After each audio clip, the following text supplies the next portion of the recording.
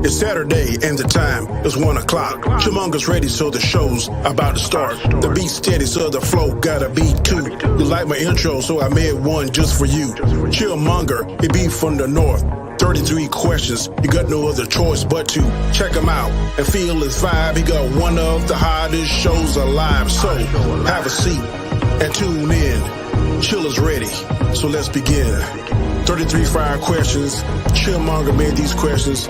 Please check out these questions. Saturday, 1 o'clock p.m. Eastern Standard Time. Don't you miss it. Don't miss it. Peace.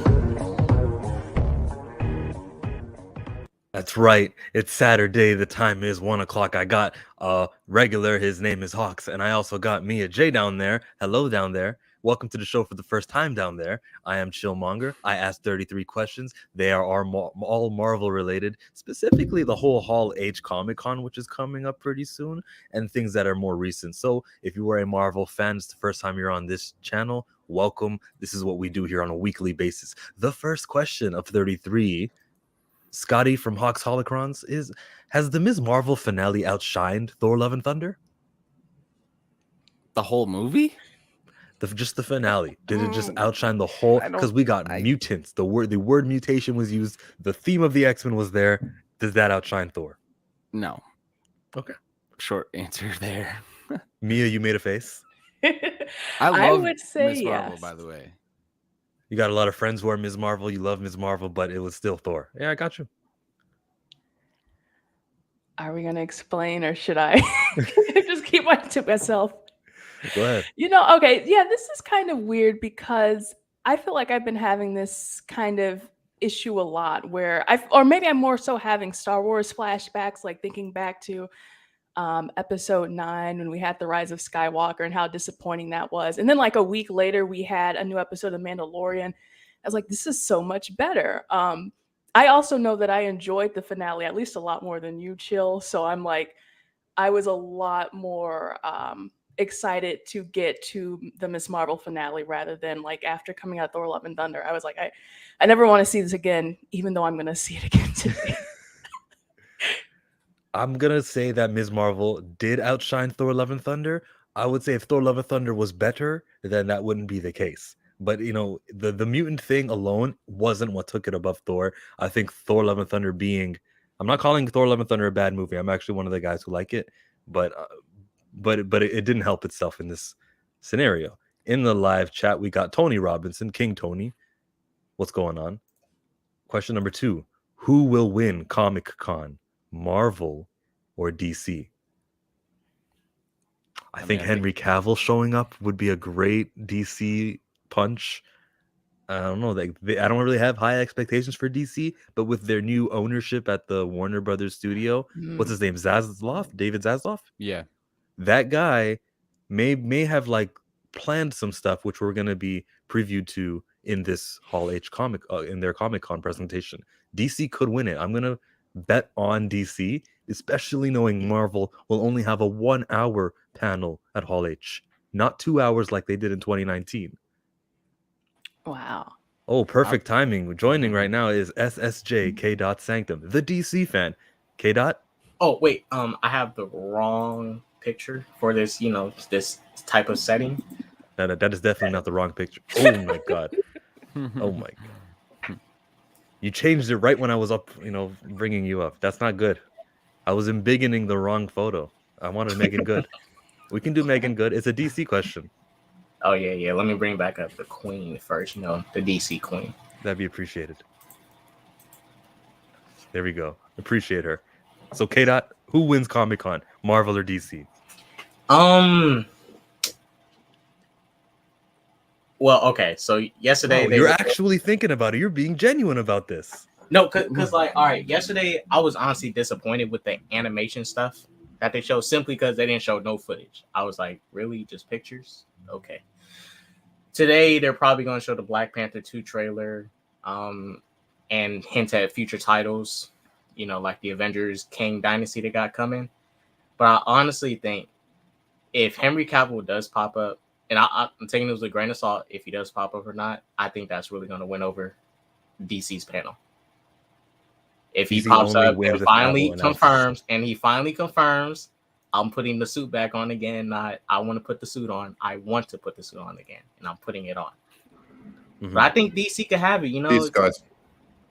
I think they can have it. Marvel was kind of lacking yesterday the animation stuff. We got a couple of more guests joining. One of them is a British fellow, the Nerd Man from Hot Takes Tuesday. Hello there. Hey, dudes. We got Slippin' What up, Jimmy. nerd man? Nerdman, the question was a Marvel DC question, and I know where you're gonna go. Who will win the Comic-Con, Marvel or DC? In MCU fans' head, it will always be Marvel, won't it? Really? So, Marvel, I guess. I don't know. It's like, the problem is with DC, they've got like troubles with their two biggest movies, and two of the biggest movies, which is Aquaman with Amber Heard. What's the Aquaman problem? Because Amber Heard? That's Amber all? Heard.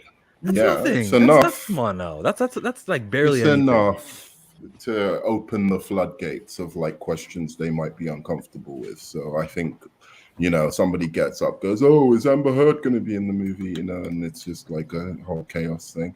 And then I think with The Flash, I think that's like probably going to be their better movie. Actually, it sounds like it's actually going to be quite interesting. But Ezra Miller, so.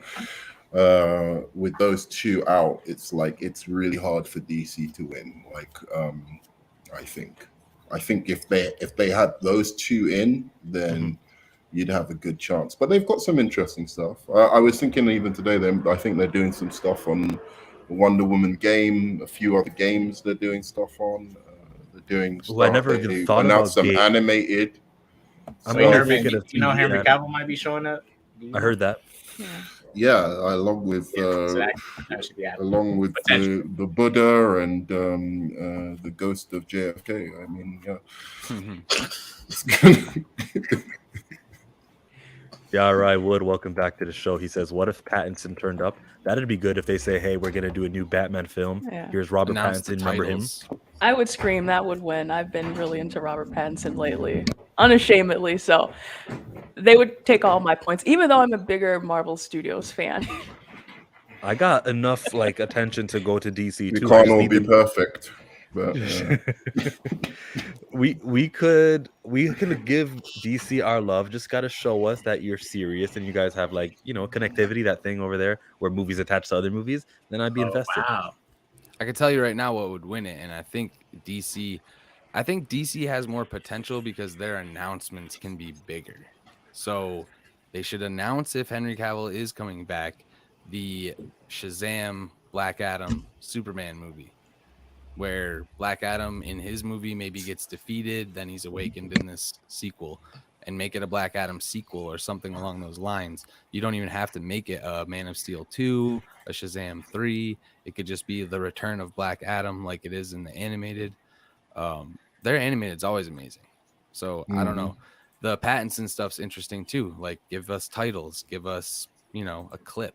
They have all kinds of deleted scenes, stuff they pulled from the movies. So I gotta go with DC. I am a bigger fan of their content overall, like growing up. Preach. And we also expect, we know what to expect from Marvel at this point because they're following the comic lines pretty much. I just think DC's got way more potential to blow minds, like literally blow minds. all they have to do is announce a Green Lantern fucking project, man, and that would. I think that's coming. But good. Are people hyped about? How long does it fucking Johns? take? Like nobody likes Jeff Johns. So for no reason. I'm not hyped for Green Lantern. For no reason they don't like Jeff Johns. reason. We've seen like what's happened recently, right? Like it's absolutely for no reason. You think he's a problem? No, he's not a problem. I think that he's not a problem. I think that was a whole spiel, and we find out the truth that it was all a part of a manipulation tool because someone who was upset and he wanted his movie released. But so it's no, Ray Jeff Johns Fisher is now. not a problem. He's tripling Ray down Fisher now. and Zack Snyder both. It's not. They over. were together. They worked together in cahoots to do these things. Do you really think? You've not heard Johns any talent or any director speak about Jeff Johns the way that Zack Snyder and Ray Fisher have. And the only reason Ray Fisher did it is because he was having his friends back. Okay. And then he got a part in Rebel Moon. No other talent has spoke about Jeff Johns that way in a negative light outside of those two people. Well, to be fair, there was one. There was one who got fired from And they got the shit Krypton. So- From they got fired actually from Superman and Lois, Superman, and then she started Superman, Lois. spouting off, and Ray Fisher. But got she in contact with her. also, I've had conversations with her. She blocked me on social media, but she got fired Ashley. essentially. Yes, She it's blocked me. me as well. Essentially got fired because she kept wanting to infuse things in, a world in Kansas City where there's not a whole lot of diversity. And then she was also a problem in the writer's room. You've heard writers in that room say that she had an attitude, that she was hard to work with, hard to get along with. And when I don't like Superman and that, Lois was set to be released, she then, those people that were in those writers' rooms, she talked horribly about them on social media and attacked these people. And tried to frame Jeff it Johns as didn't fire I'm a her, black by the way. woman, and I was treated poorly. Yeah, and Jeff Johns didn't fire her, by the way. He had nothing to Didn't do with fire her her. firing. Yeah, he had nothing to do with that. It's 33 Yeah, and I'm not burning saying MCU. that. Oh, sorry. Yeah, Finish. Go ahead. Finish the thing. I'm not saying that Jeff Johns is the only issue. Like, he's not like the only person that people have issues with. But Ray Fisher, man, repeatedly stating that he is representing multiple people, not just himself. So where are they? Anything to do with him. They're not speaking up because that's what happened. And they're peons. They're not him. They don't have a platform. They're expendable. So, they could be exactly. done. But they Everything will they have built. they is will have a huge, bro. This is- platform because Ray Fisher's speaking out for them, so they now have a platform to Yeah, speak. Ray Fisher spoke for Gal So- Gadot, and Gal Gadot spoke for herself, and she said But- what happened. but Ray Fisher's, independently of- all of his things were very, very questionable, the things that he talked about. And you also have to look at the It's all timing. questionable. On June Stuff that happens 26th, behind closed doors. on June 26th of 2020, Zack Snyder wanted Jeff Johns and John Berg's name removed from his film. And when he didn't get what he wanted, he said that I'm going to destroy you on social media. June 29th of 2020, Ray Fisher then goes on social media.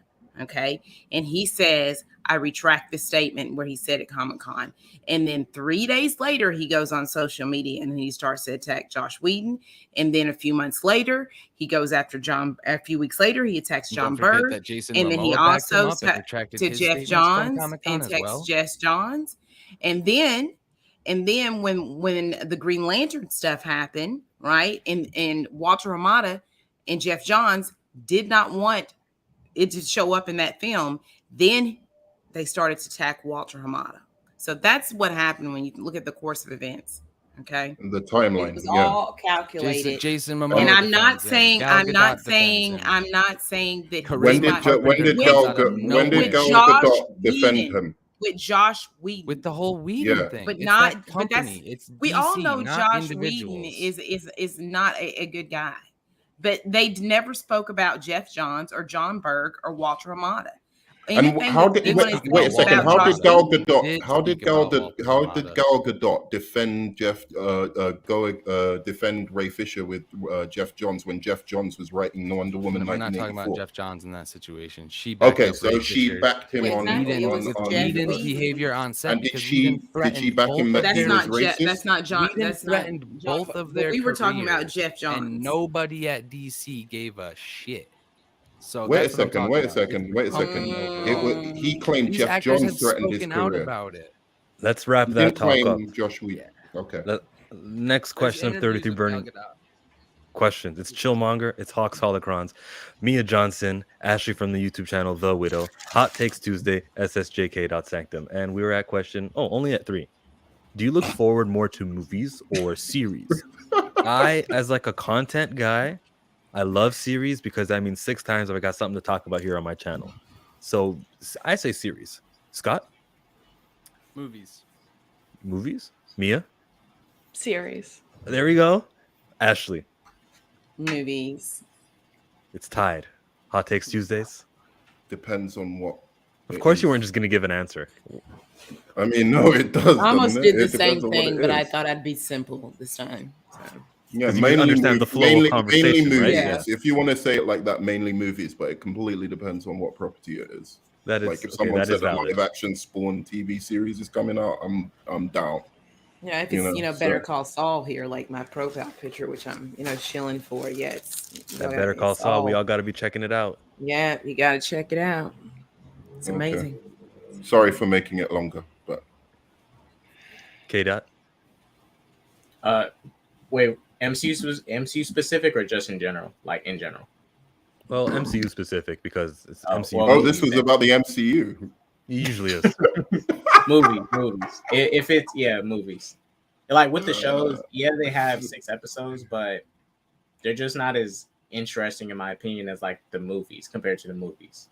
Yo, you tricked me with that question, bro. I'm not gonna say what my real answer is now, but like you tricked me with that question. It's always the MCU. Because the MCU movies have been honestly better than the shows. You know, they're 2 different medias. You know, 2 different names, movies and shows. Shang-Chi, Spider-Man No Way Home, Doctor Strange 2. I'd rather talk about them more than freaking Moon Knight. You know, It's true. I'm gonna still True. go to the movies and watch the movie person. I mean, I Right. go back and forth with some of the streaming stuff, but if it's streaming or movie, I'd rather see the in theater first and then have the option to be at home.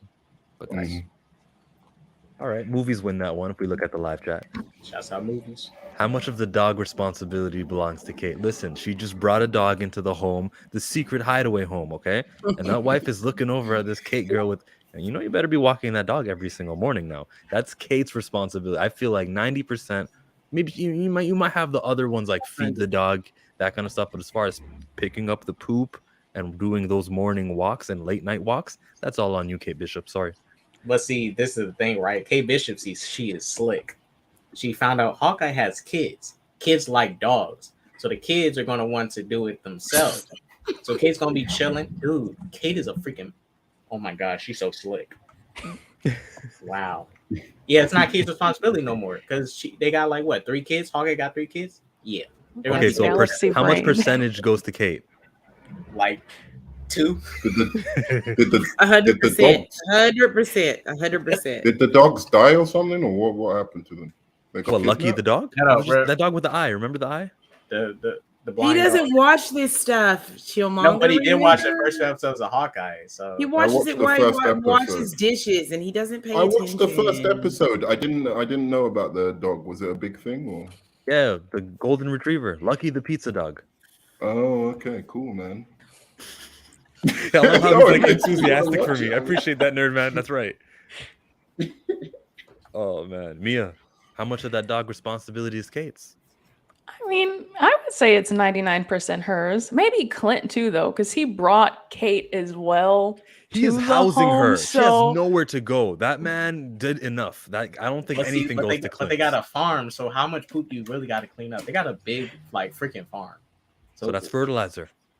Yeah, how much poop do you really have to clean up if you living on a farm, Yeah. especially of a dog? So no that complaints much. from you. Hawks. I think it's everybody's fault because they didn't have this conversation before they got there. You need to set ground rules with this kind of thing. It's a big responsibility, man. You're taking in a pet. Well, chill. I have a quick conspiracy theory, super short, about Kate coming to live with them. Mhm. All right, Oh gosh. I feel like Clint is tired of his wife, right? And Kate Oh is my gonna be his God. She's a mistress. superhero. Remember she had a past life. Stop. You always do make it creepy, God. Superheroes can do bad things too. Tony Stark, He Bill looks at her Ultron, like right? a kid. Like he doesn't look at her like that. Stop being weird, dude. Who? No. Your son died. Oh, he's weird with that Kate stuff, man. I'm joking, That I'm little thing he does, like, he's weird with all that He's in his shit. Kate phase right now. Are you done? Yeah, I'm done. That's my conspiracy theory. Kendall here says facts, so it's all Kate's then. Rogue Comics says, shouldn't one of the requirements to answer questions about a topic be that you actually watch the topic? I think that's Yeah, right. right. What's up? I big didn't bro? answer. I just asked what the dog thing was about. Like that was it. All right, I you might wouldn't be able have to that answer this camera one. on. Nerd man, has Lucky the dog ever stepped on a bee? Oh my gosh. You want me to answer? Yeah. No. Only want you to answer. I'm asking Isn't it- no one else this question but you, nerd man. Question 6 will go to the next everyone else. But for question 5, has the dog ever stepped on a bee? Yeah. Was her name always Love, or is it just her superhero alias? I think I get this. Okay. I think Love is her new name. I don't think Gore called her Love. I think that's her new name. You know But what? she is like reborn in a sense. She's like, I gotta watch it over again because maybe in the beginning of the movie he says something like, "You need water? Here, drink this, Love," or he might say it like that, where we think Love. he probably like, did. no. I don't remember him saying her name, but Yeah. I think it was a new name given since she is technically reincarnated and reborn in a sense. So she's not exactly the same type of person. Where's her mother? She probably That's died what I earlier. wonder. Died. Oh yeah, Right. starvation. She died of starvation before. She was the Wow. first one to He- die of the family. Yeah. He says to the golden guy that he worships, "All of your followers, we're all done. I'm the last of them." So it implies that the mother probably believed the same thing the father did and died in It would, dehydration. and if he would have watched and paid attention, he would know these things. But, That God Sure, was man. speaking facts, though, bro. He was preaching. Straight up, he was preaching. Oh, my head hurts. Ashley, was her name always Love? Yeah, I don't. That is hard for me to. I don't believe so. I believe that once she is, reincarnated and, reborn through eternity, and then she becomes a god herself. And I'm pretty sure she's the goddess Love. Is what we're seeing. She's just a child. I don't think that she originally is known by that name. I think that that's who she is now that she's been reborn. Now. Yeah, superhero alias. Yep. The 7th question of 33. Is there a more famous Khan than Kamala? I don't think so. I think Kamala Khan might have it. Genghis Khan. Genghis Khan? Don't forget Genghis, Kubla bro. Khan? Don't ever What forget about Star Genghis. Trek Con? Does that I was count? gonna say Star Yeah, Trek. Khan Con. from Star Trek. Hey, that's why we ask the questions. I guess I'm wrong. If you look at it historically, if you look at it through Star Trek, so that Star Trek Khan that you mentioned, what's the first name? Comic Con. No, I'm just kidding. Which is Now going on Kamala, right now. now Kamala is the nicest Khan in history, though. Out of all Zachary the Khans, Levi Star just Trek, took he's the the nicest page. one. I do Yeah, want nicer to than tell. that Tony Khan from All Elite Wrestling. That guy tries too hard. Can I give the two of them an update real quick? The DC boys on the panel. What happened? Zachary Oh, Levi yeah, is there just some took the Comic-Con? stage at Comic Con. Shazam is up All right, first. I'm Yeah, out, and that's guys. why my camera's not on because I'm watching the live updates and stuff and taking notes. Sure. Really? He just took the Ash- stage? Ash Yeah, is cool. for that. you know- Anyway, Do you know which hall that he took the stage on? It was Hall L. All right. Yeah. Wow. Oh, Ooh. Look, I am sorry that Zachary Levi the GOAT.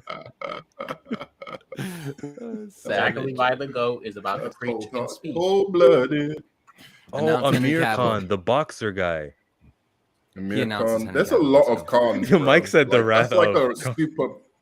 That's a super popular name in like certain regions, man. There's a lot of Khans. D Real says Genghis Khan. Okay, I don't know why that one slipped my mind. Khan Kubla Noonien Khan. Singh. Khan Noonan Singh. That's true as well. I don't know Kublai. Yeah, the He more I says read, the Kubla stupider I Khan. feel. He's the guy who was he was Kubla, he was Genghis Khan's like descendant or whatever, and who was the guy, the explorer who used to write about him? Forgetting his name. I don't know.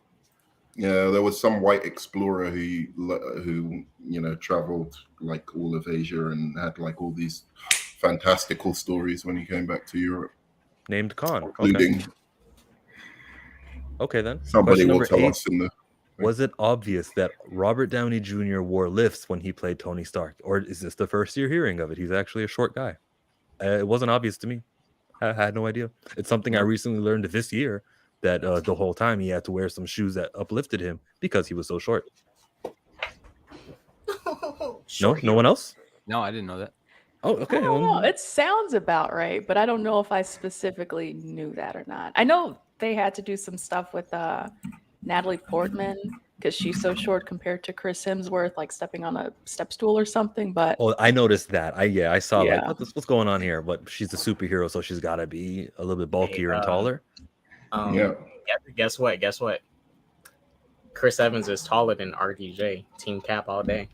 Sure. Yeah, right on. Team Cap. Team Cap, baby. They should have done something to like lift up her like chemistry with Da Vinci? Is that the name of the guy? Da Vinci? No, it's Marco Polo. Marco Polo. Marco Polo. We play that in the swimming pool. Maybe that's like a Canadian thing, or maybe it's everywhere. But like you would say Marco, someone else would say Polo. That's everywhere, man. Okay. I don't know. That's not Canadians always trying to claim everything, aren't they? Guys, this is international panel, and now we have something in common. All right. So even out there in Europe, it's the same thing, right? Marco Polo. Yeah. There we go. Yeah. We would have never known that if I hadn't have embarrassed myself. So we're all good. Okay. Question number 9 of 33 burning MCU questions. Do you refer to the movie more as Black Panther 2? And I know your answer, K-Dot, versus Wakanda Forever. Well, I call it Black Panther 2 because it is a direct sequel to Black Panther. So it's Black Panther 2. But based off what we're seeing, they should call it Wakanda Forever. But this movie shouldn't even be coming out. So yeah, it's Black Panther 2. To me, I say Black Panther 2 a lot. I would love for them to rip that name off the title and just have Wakanda Forever so that I don't call it Black Panther 2 and just call it the Wakanda movie. It's because that's what it is. It's not really... Start that over again. You cut out. It can be like a spin-off sequel. It's not directly a sequel, but it's part of the little world that is Wakanda. Mm-hmm. Okay, so you could call it classic MCU money grab, as well as no. I mean, come on, even you have to admit. Any better ideas? Come on, even you have to admit that's bullshit what they're doing, right? Like they don't even. It's like a Black Panther. Like Black Panther is the character that this whole thing is centered around, and they don't even have him replaced. They just are like, oh, right, it made $1 billion. Have to move on. Have to keep the franchise going. It's just. I think they actually thought that this new movie would make $1 billion. Also, it won't. What they're gonna learn tragically is that there's an audience who want to see the guy called Black Panther, like T'Challa, and they should have recast it. Ooh, Mia. I think should they have recast it? Oh, should they have recast? You've been changing my mind specifically, or I think also in some of the leaks as well, just because the plot has seemed to kind of shifty. But I was originally under the impression that I would enjoy kind of like a passing of the reins down to Shuri, because I like Shuri. I'm not going to complain. And I read a little, like I don't read a ton of comics, but I did read some of the stuff where Shuri gets to be the Black Panther, and it looks pretty cool. But I also think that we do miss I think what the argument has been is that we miss getting more of T'Challa in the scenes, getting to be with more of the Avengers and stuff like that. And I was really sticking to my guns with Chadwick Boseman here, but I think if they pulled off a recast, I think most people would have gotten used to it. Yeah, it's just like a little emotional reaction. Somebody died, and you go, "What? They're recasting already? How soon we forget?" And you kind of have that. No, I gotta. But realistically, like the man did a lot of work, and to end it would be detrimental. It would be disrespectful, basically. Yeah, that's how I feel. That goes too. BRI Wood said, "I heard the same with Downey. I also heard that's why Pepper has no shoes on in a lot of scenes indoors because of the height difference." That's the way that they can shoot around that. That's a good thing. That's a good little trick. I'm a WWE guy, so I know that whenever there's an interviewer, he would widen his legs just so he'd be a little bit shorter than the wrestlers who are supposed to be these buff, kind of like larger than life guys. So that's why interviewers would do that. So by that, technically, RDJ was scared that a woman would be taller than him. See, Chris Evans wouldn't do that. That's Jon Favreau. No, that's the director. That's Shane Black. Okay, Joss Whedon. DC Diesel says Marvel is literally setting money on fire by not recasting. They definitely set my money on fire. Only franchise that said F the titular character and fans. That is about right. You think it's gonna make $1 billion, bro? I think it's gonna make a little less than Doctor Strange 2. Just a little. Which one? Doctor Which Strange one? 2. It might make a little less. Doctor Strange 2 is No, the which highest. one is going to make a little? Because I've just been like following the Shazam 2 stuff, which Black Panther. yeah, 2. Oh, Black Panther 2. You're gonna okay. Right. Sorry, because you know I'm a DC fan, and this you did it on purpose, by the way. You do your I planned 33 this 1 burning o'clock. questions. Yeah, did like, you see right, that? right during the DC panel. Anyway, Eminem is the song. Eminem's using the song again. No, he has Shazam. Yeah, I'll tell you. The trailer is out. The Daughters of Atlantis are the villains. Led by Helen Mirren. And there's a time jump.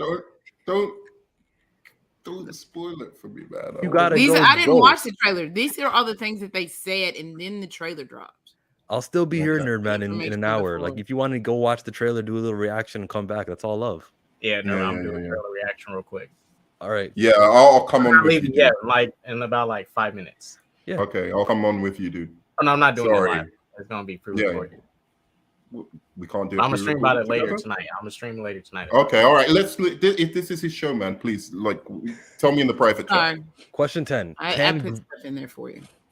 Can Groot grow taller than adult Groot in Guardians 1? Or is that peak height Groot? I think that's peak. Is it? He's short for a reason. I think there's a cap on his power too. Like the younger he is, the weaker he is, and the older he is. But you're not thinking about this. Trees, to find out their age, it's by the thickness. You cut it in half, and then you count the rings. At least the Canadian trees. I don't know about you guys, but you count the rings every. Yeah, you count the rings, and you can see how old it is. Yeah, for every year. So then Groot, if he's being a tree, you got to be that consistent. He will thicken and thicken and thicken. Right. He will, but I think it's gonna be naturally. Like there's only so much he can do with his branches that he got now. Like, and he's gonna be active. He'll be fighting. There'll be times where limbs get chopped Guardians off. too. When he was so small, he can only like grab that person's leg. He couldn't go crazy like he did in the first movie. Anyone else want to support my science? Can Groot grow taller than adult Groot in Guardians of the Galaxy 1?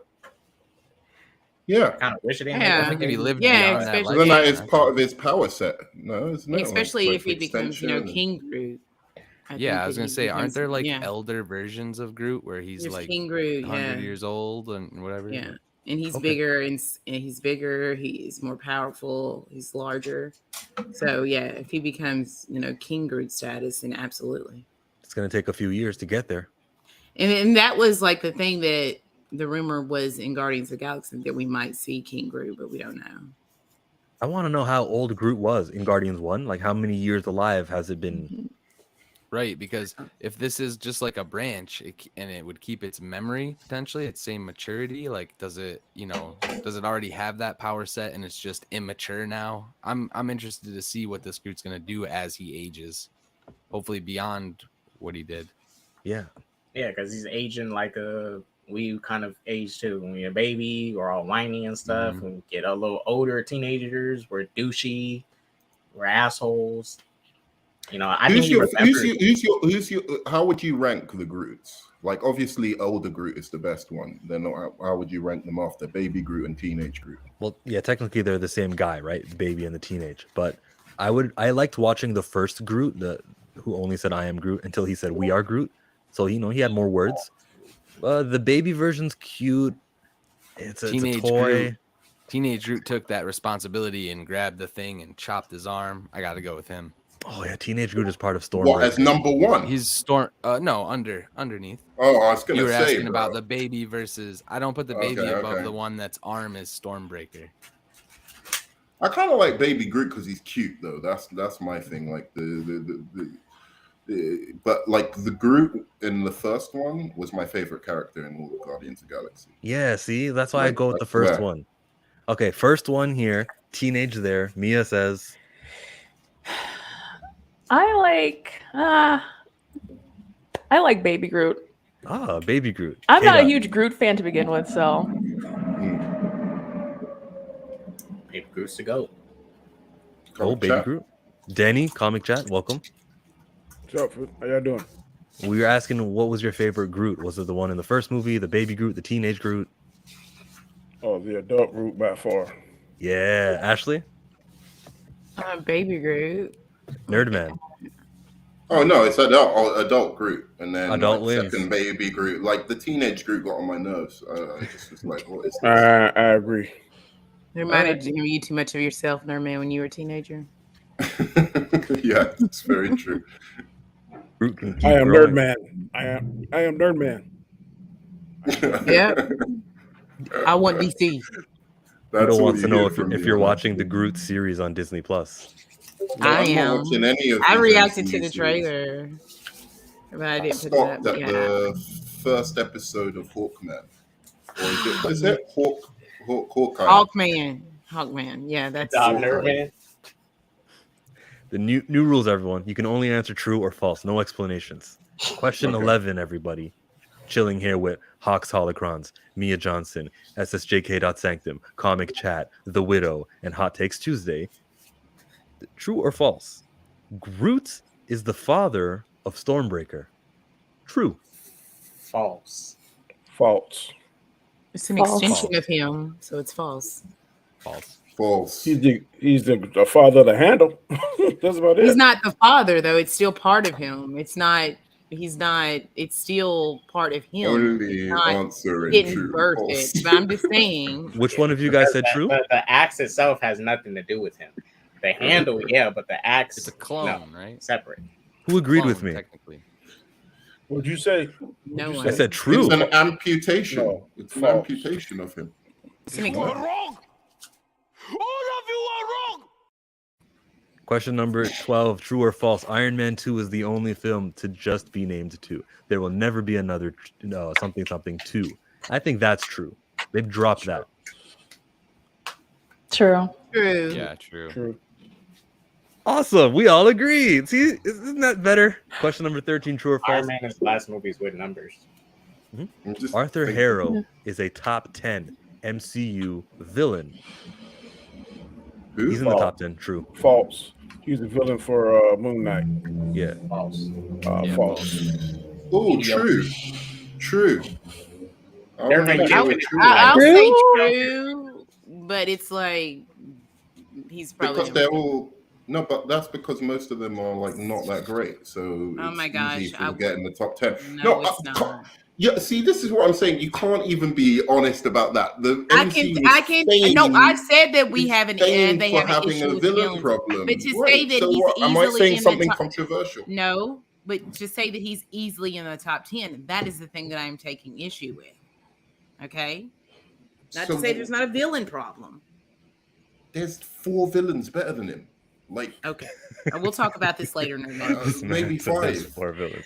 True or false? She-Hulk puts pronouns on her bio. True.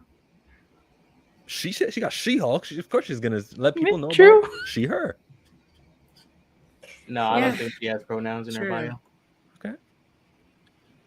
If True. she names herself She-Hulk, then that's what I'm going off of. Then yes. I mean, yeah, because she's the female version of Hulk. Yeah, but if it's like the newspaper named her, or you know how sometimes what's his name, the really angry Well, guy I in think Spider-Man, Yeah, I think someone's going to name her, but Jameson. she is the female version of Hulk. So So it's true. Does Danny say true or false? I don't know. I'll go with true, I guess. Ash. True. All right. Let's see what the live chat says over here. We got true. We got Kendall saying she don't seem that woke. Woke. I like this. That's answer. not what woke means, everybody. Yeah, that's not what woke is. Her pronouns are she and Hulk. She's got a pronoun in her name. Yeah, that's right. Question number 14 of 33, burning 15 is Green Lantern would whoop Miss Marvel. True. I just saw the Yes. animated movie. true. False. There we go, Danny. Root for the home team. He wouldn't whoop her. There's a chance he could beat her, but there's a chance she could beat him. All he I got- mean, Batman alone took Green Lantern's ring. You take his ring, he is defenseless. Yeah, I love that true. scene where he takes the ring. I agree. But, No, but no, there's a but the conceivable ring- way that Green Lantern can beat her. Yeah, Green right? Lantern Like, can there's beat a- and- but there's also a conceivable way she could. They're two very powerful characters. I mean, All I'm saying, True. if you This is take true. you take one's tool, he's defenseless. You That's can't true. remove her powers. So but would that's put my hard to money do on- that. And Most he can people get say the true. ring. Her powers are He can inherent. I summon the agree. ring back. He can Yeah, summon but- the ring back real quick. But Batman took it like effortlessly. And he Yeah, has but no Batman power. can do anything, can't he? But see, that Batman thing wasn't even accurate because the ring's locked to their fingers. Like, Yeah, exactly. you know, That was locked. BS, dude. I'm just going by what I saw. I didn't make up the rules. I'm just Hey, going That by was what just I them saw. to gas up Hal Batman. Jordan, Ryan Reynolds, Green Lantern can take it. Cartoon Green Lantern can take it. All of them. That last one I saw, Green Lantern, Beware My Power. Now, Hal Jordan had about 15 damn Green Lantern rings, and John Stewart only had one, and he defeated them. Look, Come on now. wait, are we Come on talking now. MCU Captain Marvel, right? The MCU Ms. Marvel. So that would And be Ms. Kamala Marvel. Khan. Ms. Marvel. That's right. Yeah. Oh no, yeah, Lantern would whoop her. All right. Sorry, I thought Okay. you were talking about Captain Marvel. I was too. I would change my answer. I'll focus on Captain Marvel. But True or Ms. false? Marvel- After Civil War, nerd man, back when they were on the run, it was Sam, Steve, and Natasha. You think they celebrated Christmas together? Yeah, False. yeah, I think False. so. I think that's Oh, false. sorry, true. From what we saw in the Black Widow movie, they wasn't together like that. They was still in contact, but they wasn't like together like that. I think Sam and Cap was together. And remember, Natasha was living by herself. Yeah, but that was right after, you know? But I think more of that was happening. I mean, it's 2 years. They're not going to be around each other 24/7. They definitely had a Christmas, and they did not celebrate it together. Yeah. I think Sam and Steve did, you know, wink, wink. No, I actually don't know what you mean. He's doing his weird thing he does. You know, it's not. It's okay. No. No. I think he's saying they had delicious turkey together. Hey, look, I'll be Wink, honest. If I was wink, them, wink. if I was them, the smartest thing would have been to just stay in Wakanda with Bucky those 2 years and chill. Mike says true.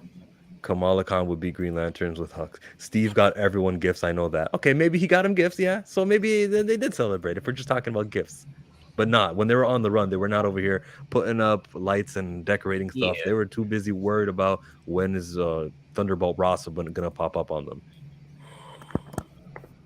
And mind you, they Holidays were still come probably helping being heroes too. They were still probably being like heroes in a different way because Cap was with Nomad at the time. True or false? Kamala likes Bruno. I'm not asking if Bruno likes Kamala. I'm asking if Kamala likes Bruno. And this is false. That is false. She liked the other guy, whatever his name was. Mm-hmm. If you're talking He's about the locked into British the friend boxer, zone. if you're talking about the British boxer, yes, I believe so. We're not talking about the British boxer. Oh, okay. Well, then I don't know. You're talking about Hux? the TV show. She didn't like Bruno. Not like that.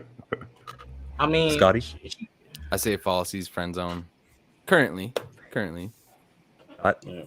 true. I think it's true because even when I was in high school, I did like multiple like girls at the time. So I think it's the same with Kamala. I think it's true. She just hasn't expressed it yet, or you have to like come to realization. Yeah. Is he the nerdy white kid and she's in love with a hot white kid? That kid. Hot Indian kid or whatever. Oh, she's in love with a hot Indian kid, but there's a nerdy white kid who likes her. That is He's in the correct. friend zone. Yeah. Oh, I see. Okay. Skip and Tosh says false. She loves Bruno, but she ain't romantically attracted to him. Simp zone.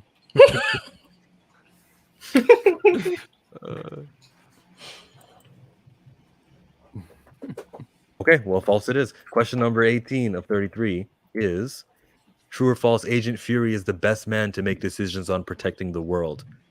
That would be true. True. Who? Yep. True. Agent Fury knew about Captain Marvel back from the 90s. It's true. K-Dot says true. Mia says. True. Scotty Wait a minute. says. True. Why am I waiting? I don't believe in unilateral justice. True, but that Captain Marvel stuff was suspect because he could have called her in Avengers 1. That was super suspect. But true for the most part.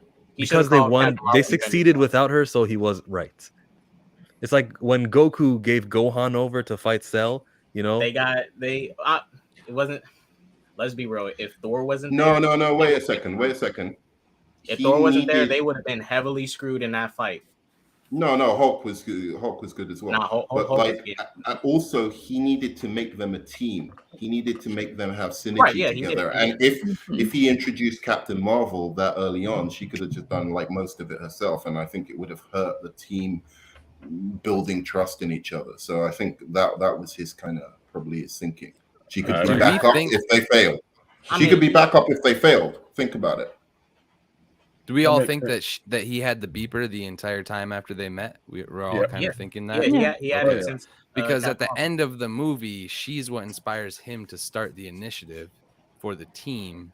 So I don't know how much communication he had with her at all. No, hold on, no. He already had the initiative thought up. It just the title of the name being the Avengers was what she helped with. Yeah. But that paper was already written. Yeah. You think that But also- included people with superpowers?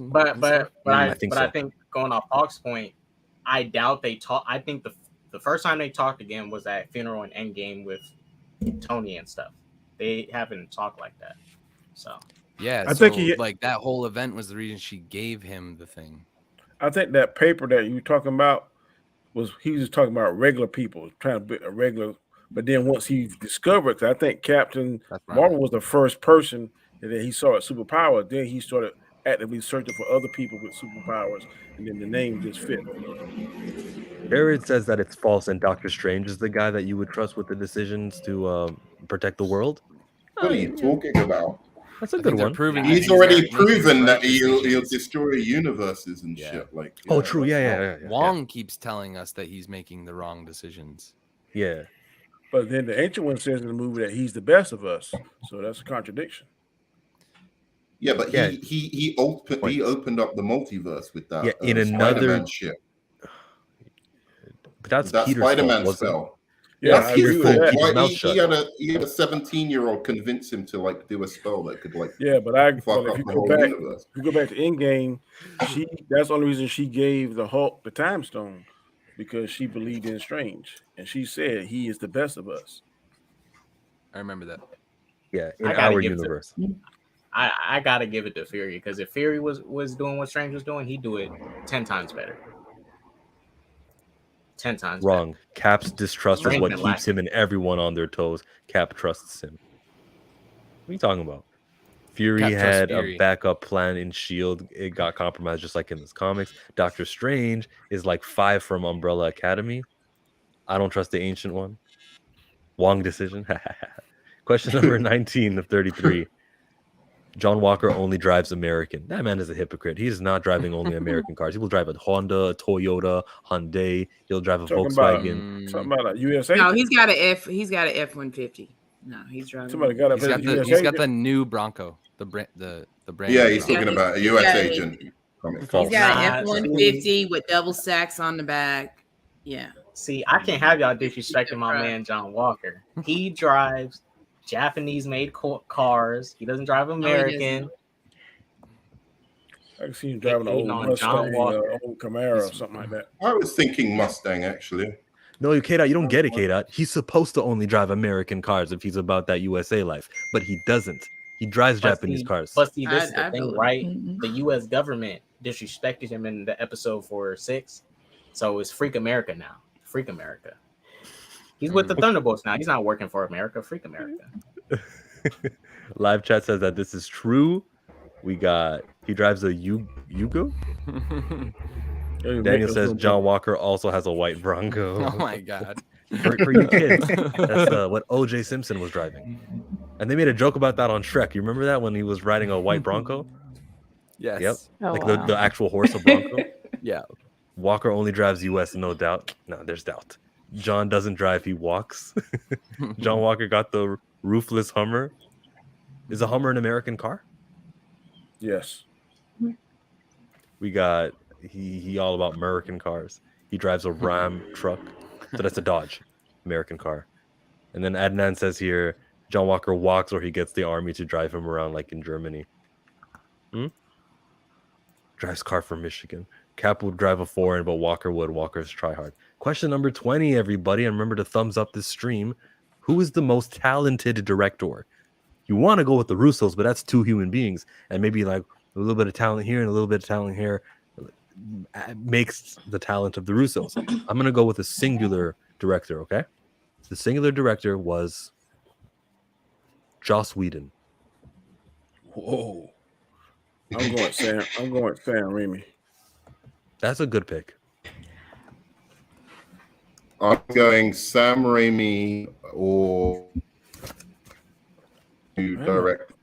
I'm amazed me and Nerd Man are agreeing today. I mean, almost on every topic. James Gunn. Happens. James Gunn's a good pick. I actually heard James Gunn was directing one of my Infinity War and Endgame scenes that had to do with the Guardians. James Gunn was a part of each of those. Hey, if we're going by success, financial success, then it's going to be James Cameron. In the MCU, though? MCU, dude. I thought it was just who's the best director. You said in the MCU. Yes. I would say you could go and say Sam Raimi. You did say who is the best, most talented director. I didn't hear the MCU part. Yeah, it's all about MCU. 33 MCU. Okay. I'll say, I mean, can I say like three multiple? Who are the three? Russo Brothers as one.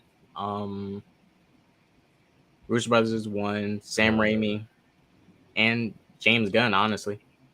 Okay, some repeat names. Ashley? I'm going with the Russo brothers just for consistency overall in the MCU. But I just think that you can't. The last consistent. Like repeat that. You know, I know it's hyped up, but like Endgame is a little bit like it made money. So what do I know? I mean, like, they directed it. Yeah, you can talk about the story, but I don't think that a lot. I think it's still a good film. I mean, I think that it has some script issues. But we forget about the scale and what they had to balance. Yeah, but, that's true. That's true. I'll give you that. From a directing standpoint, I don't think that a lot of those script issues and some of those plot lines fall on them. Ryan Coogler. I honestly think like Black Widow is really well directed. Like it actually looks really good as a movie. I can't go at Ryan Coogler. Why can't you go at Ryan Coogler? Because you only did one. Okay. Yeah. And he's not very. Wait, are we factoring in the other movies too outside the MCU or just the MCU? Just the MCU? Yeah, I think his action is like subpar with Coogler in his film. I mean, because I think the Russo brothers did a better job with T'Challa when it came to action. I mean, I agree. Yeah, what did he really do in the Black Panther movie? He was kind of like in Korea on top of a car jumping, and we got to see the camera like, ooh, I think he's doing a corkscrew backflip. Yeah, it's cool, but it's not enough. His best action scene in the movie was when he entered with the stealth. Yeah, that intro fight with him taking out the dudes using stealth. That was the best action scene of him in the movie. It was hard to see, but they didn't have enough money because that fight scene between him and Killmonger should have been the best, but it wasn't because of all the lack of diverted attentions away from that and put it all on Infinity Sir War. Kenneth Branagh. Come on now, Trinity. You did not just. Oh, I'm done. There's a reason why Taika Waititi is in here. We got Diesel says if Iron Man 1 flopped, who know what would have happened? That's true, but like I'm looking at the action scenes from that, and I don't think Jon Favreau really killed it with the fighting. That best scene was when he first put the suit on and that music and flew over to whatever country that was. Yep, that was the best one. Yeah, the music matched the intensity and Robert Downey Jr. But that fight between him and Ironmonger was kind of underwhelming to me. Yeah, I thought the Russos were off limits because I said that's two guys. You can't count them as one, but enough of you guys wanted to go Russos. I'm not going to stop you. Joe Johnston killed it too. I don't know who this is. Joe Johnston. He's the one who did Captain America and he did Rocket Man or whatever. That is really good, actually. I should remember the name of it, but I don't understand like your reasoning though about that because they are a directing team. They do direct together, but I don't think they should be taken out of the equation. Chill, because they are a directing team. Yeah. But I just don't know which one is responsible for which great thing I like. I mean, both of them. I mean, it's like a collaborative. It's very collaborative. Just like when you look at Captain Marvel, I mean, the two of them kind of did a disservice at times It wasn't that with bad. that. I don't think it's that bad, but it's not that good either. Okay. I mean, I think with the Russo brothers, because what I noticed, Joe Russo is the more vocal one. Not saying he's one who does the most. Yeah, but he is more vocal. But maybe Anthony is the one who probably is in, doing more the silent hands-on genius. Right. acting. The quiet genius. And he's silent, and we don't know that he's the better of the two for sure because we're not actually there. I got a question. What for if Ashley. one really sucks? or one can, or it might be they elevate each other's strengths, as well too. Yeah, that definitely happens. I'm sure. It's got to happen. You have a question, Danny, for Ashley? Yeah, how can something be not so good and not so bad? I don't understand It's that. mid. It's like in the middle. It's not the best thing I've seen. It's not good, but it's not bad. I don't think it's bad either. I think that it gets a lot of, crap the film does that I don't agree with. Like when people say it's trash or it's horrible, it's like Moon Knight to me. It's mid. It's like, oh, okay, it's okay. But because there's moments in it that I like, in the film. It's definitely not the worst MCU movie. No, that's Eternals. No, It might be. that is Thor Love Thunder. No. Yeah, they re-edit movies. That's what Marvel does. It's an entirely different movie. It's not your movie Taika director. Waititi You're should never part of be a team. allowed to direct another MCU movie ever. No, that's not true. Chloe Zhao might get another movie. Watch what happens at Comic-Con because she's like a director who won an Academy Award. They love having her. They might do an Eternals too. I would say like it's likely. And They plus, said, yeah, the rumors are she'll be reined in a bit if she has anything to do with the second film. Marcus and McFeely. Yeah, those are screenwriters. I love them. All right, we can agree that Chloe Zhao made the most boring MCU movie. But visually, it did look nice visually. Right, visually it looked Eternals? Yeah, it's not. It's a horrible story.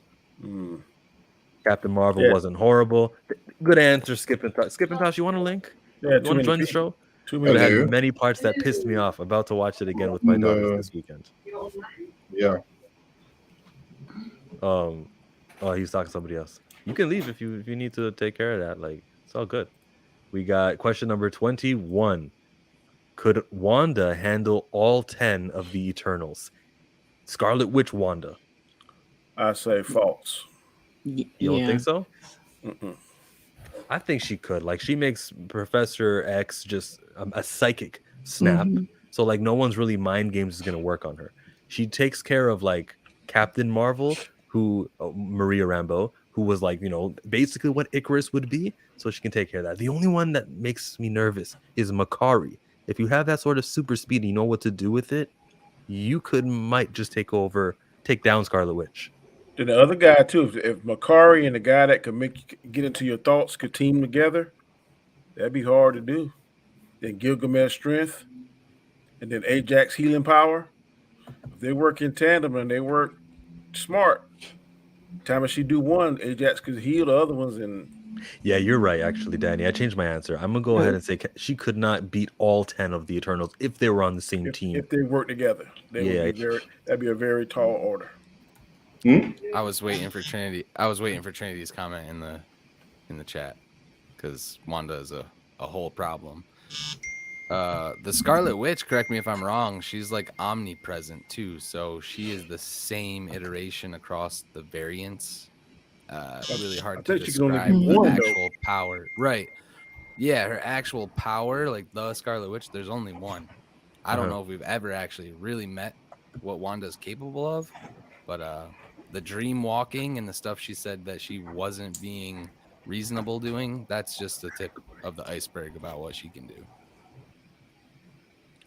I think she can only dream walk in one universe though. She can't do it in multiple universes. But that's just like one of the Darkhold like spells she's using. Yeah. There's stuff we haven't even seen yet. I just wasn't impressed by the Eternals' powers. I think I was I don't know. At first I was disappointed because I thought they all were kind of all powerful, which it's not very interesting in the first place. So I get it. But the fact that they only have kind of one power, one gift each. And then in the scene with the forest where they can't hold down those alien dogs, to me it was kind of pathetic. I was like, y'all can't, a couple of dogs. Come on. Yeah, you don't Wanda think- would absolutely destroy them. I mean, because like unless they like use the Unimind, possibly, but like if she's just going up against them, the deviants didn't really seem like they were these powerful. I mean, they could kill them creatures, but it seemed like they didn't have a whole lot of problem with them. And just like when you look at it from the context of the story and what they show us, Wanda would be able to destroy them pretty easily. And the Eternals and Deviants are split from the same thing. Yeah. Wanda is built different. She's Yeah, just not. that's true. Yeah. Yeah. Yeah, If but you that don't think- Illuminati Go ahead. team is whack, lol. I'll give Wanda a slight edge over the Eternals. I'm going off of what she accomplished with the Illuminati team. You know, she's credible. She's definitely strong. But yet, what the Eternals have is just too much. But Danny, what were you going to say? I can't think of the guy's name, but the one that could build anything. You don't think he could build a device because he built a Unimind? Fastos?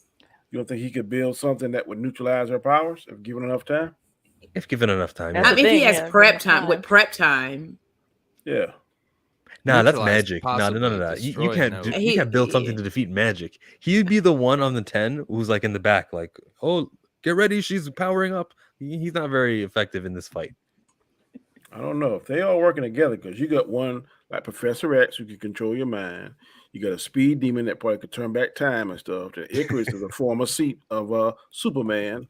And you got one that can heal people. That's hard to handle for any one person. And if all them suckers working together, I don't know. Wanda also had a good builder because she can dream walk. I think she Wait, just immediately alters reality around them. They have no idea what's going on. They're attacking each other. Like, yeah. Going on, Tim. Question number 30 or 20. Where am I? 22. How about if Marvel cast Krasinski, but they don't get Emily Blunt? I don't know. I don't expect that at all. But if that was the case, they cast John Krasinski without Emily Blunt, I'll be kind of disappointed. As cool as John Krasinski is, and as much as he looks like Reed Richards in the comic books, Emily Blunt is like the choice I wanted for Sue Storm. She's There's a great so many other actress. blonde women out there. To me, they're not a package deal.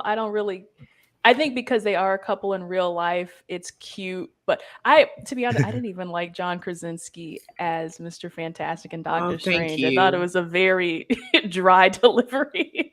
And I was really disappointed because I like John Krasinski. And I was like, okay, I'm glad this was just like a one-off because I wasn't feeling it. It's only was 5 minutes. I mean, he's supposed to be aloof and, disconnected and, very indifferent.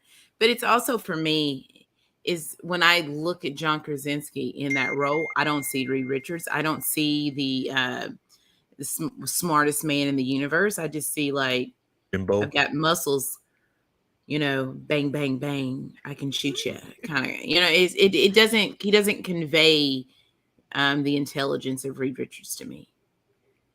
I'm glad that I really hope that it is just the one-off because I don't want it. Ashley's hating. Right? Okay, let's talk about Ms. Marvel and see how much hate and see what you have to say. Or WandaVision. Come on, Danny. Do you guys think that line was a throwaway? Or do you I think didn't. Oh no, that's I think she's the thinking perfect that, one. I think the story was sucked. I don't hate the character, the actress. Which line are you talking about?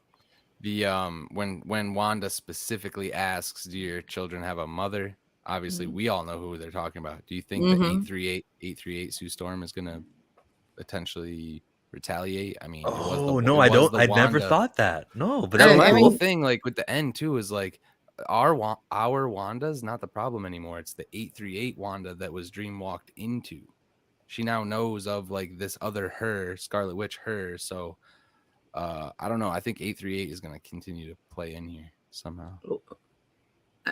Possibly, because I know the rumors are that it's going to be the 838 universe is going to be the first destruction universe that we're going to see, like with the incursions. So we might get to see Sue Richards again, and so they could do Emily Blunt there, and then 838 gets destroyed, and then it's like, okay, you guys got your little treat. You now got your moment. Really pass them over here on this side. Yeah. Oh, Krasinski or Blunt, says Jared. You're a hater. In the House of M storyline, no one defeated Wanda. She just called it quits Yep. and went into hiding. Yep. And she said those dreaded words that they should never say. She should say, yes, more mutants, so we can get more mutants. That's what was happening. Krasinski for Doom.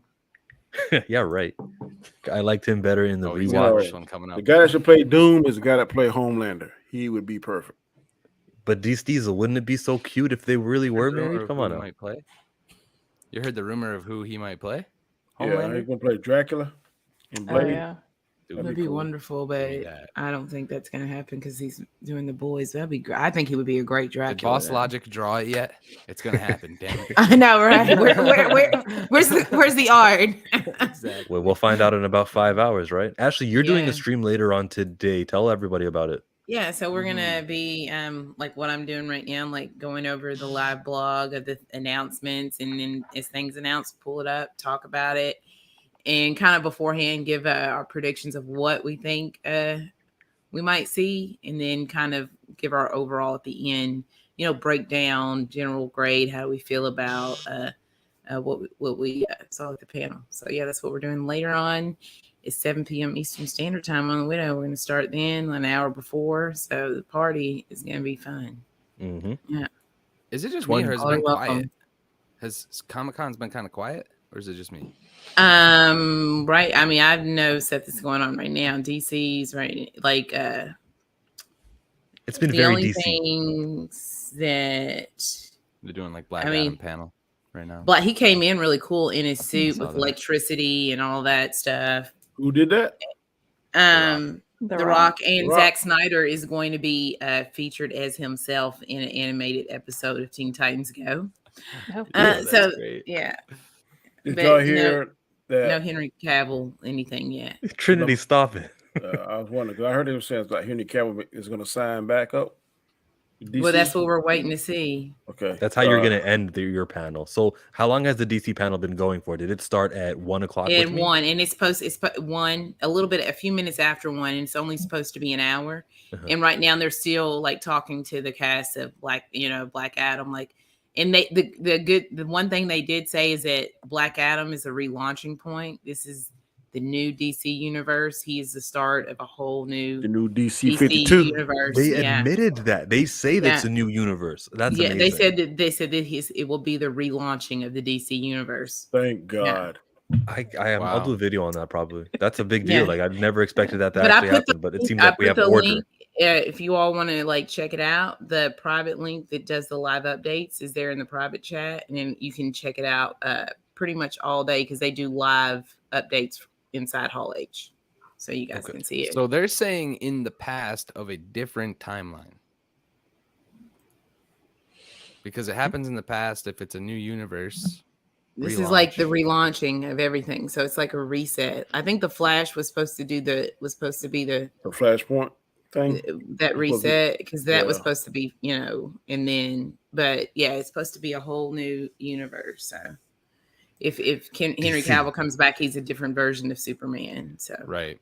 That's what I was kind of asking. I like this Yeah. comment. It's about like drive, it. it's I about like it. power. Yeah, it is interesting. Jared says Shazam trailer had Snyder Batman's. What's happening? I don't know. So Flash must be in the, and Black Adam is in the beginning. Yeah, I guess. we'll see. Leslie Jones is a great casting decision. Sarah Haley Finn would like it. That would be the casting director. Let's see here. Zack Snyder for Doom. No. No, probably not going to happen. The 22nd question of 23rd is, does Robert Downey Jr. know that today is Comic-Con? He doesn't know. Probably don't care. Yeah. Bro, yeah. he's petting a llama right now. He Leave him is alone. in it. He's counting his money. He's detached. He's he literally said Dr. something like Dolittle. he considers promotion and as part of the movie. Like he doesn't, when he thinks about pay and how much work he's going to be doing, he counts all this little touring that you do before the movie comes I out. don't blame him. Yeah. That's good business. All these guy actors who they're like, oh, this is my first Comic-Con, it's great. They all get paid. The only one you can't pay is Iman Vellani. She'll show up for free. Everyone else Aw. is going to get paid to come Yeah. to this Comic-Con. Yeah. Question 24. That was an easy one. What makes the mutants a better name than X-Men? It don't. X-Men is awesome. But it's an outdated term. Remember what shit about Victoria? outdateness. X-Men sounds much better than the mutants to me. That's just my 2 cents. I'm gonna get sweaty with it because I don't think they're the same thing. I think X-Men was a team. X Factor is a team. The Mutants movie doesn't even have to be that amalgamate, like that group of people. It can just start with an introduction of the mutants. So I'm being patient. I think we're gonna get X-Men. They're calling the new episodes of the 97 cartoon X-Men. Yeah. Everyone just needs to relax. No, I saw the clip of that executive director. She said, the executive producer, she said that it is an outdated term. I saw it with my own eyes. She Yes, but I think that if they're making a mutant film, that's not. I think that would be separate from an X-Men project. I think it's more about world building and explaining how these mutants exist in this world, and then maybe by the end we get like a team. I think when Xavier's got a school. Yeah. I think it's going to be more about different mutants and how they then discover each other. And did they not in Multiverse of Madness? Did he not say the leader of the X-Men, Charles Xavier? Did he not say? I paid attention. They never mentioned the X-Men. They just said our final member. I couldn't remember. Yeah. They did music though, but the music does the music say X-Men? Not really. No, the first time we heard mutation or anything was in Ms. Marvel. Yeah. Why would you want to get rid of something that is globally recognized? That to me, that's just bad business. Maybe you. It's got the word men. It's got the word men. It's not inclusive. Oh my gosh. Oh my. So does women. It has the word men in it too. Don't tell that to me. Tell that to the executive producer. The executive producer, she is. I think they can do everything. She is literally shooting herself in the foot if she goes that route. But Spanish is her first language though, so maybe she's just not too familiar with like the way that men isn't always gender specific sometimes. Exactly. Like in an Iron Man competition, a woman can compete in that in the Olympics, and she won the Iron Man. You know. Yeah, they can't do that. I'll be upset. Iman needs to be in charge of Marvel. She will be the Marvel Studios president in 30 years. Watch. So they say, I hear mankind. That means everybody on the planet. I don't hear it. Womankind. Duh. People say his story and they say her story to be cute. There's that. That's different. Yeah, and I'm pretty,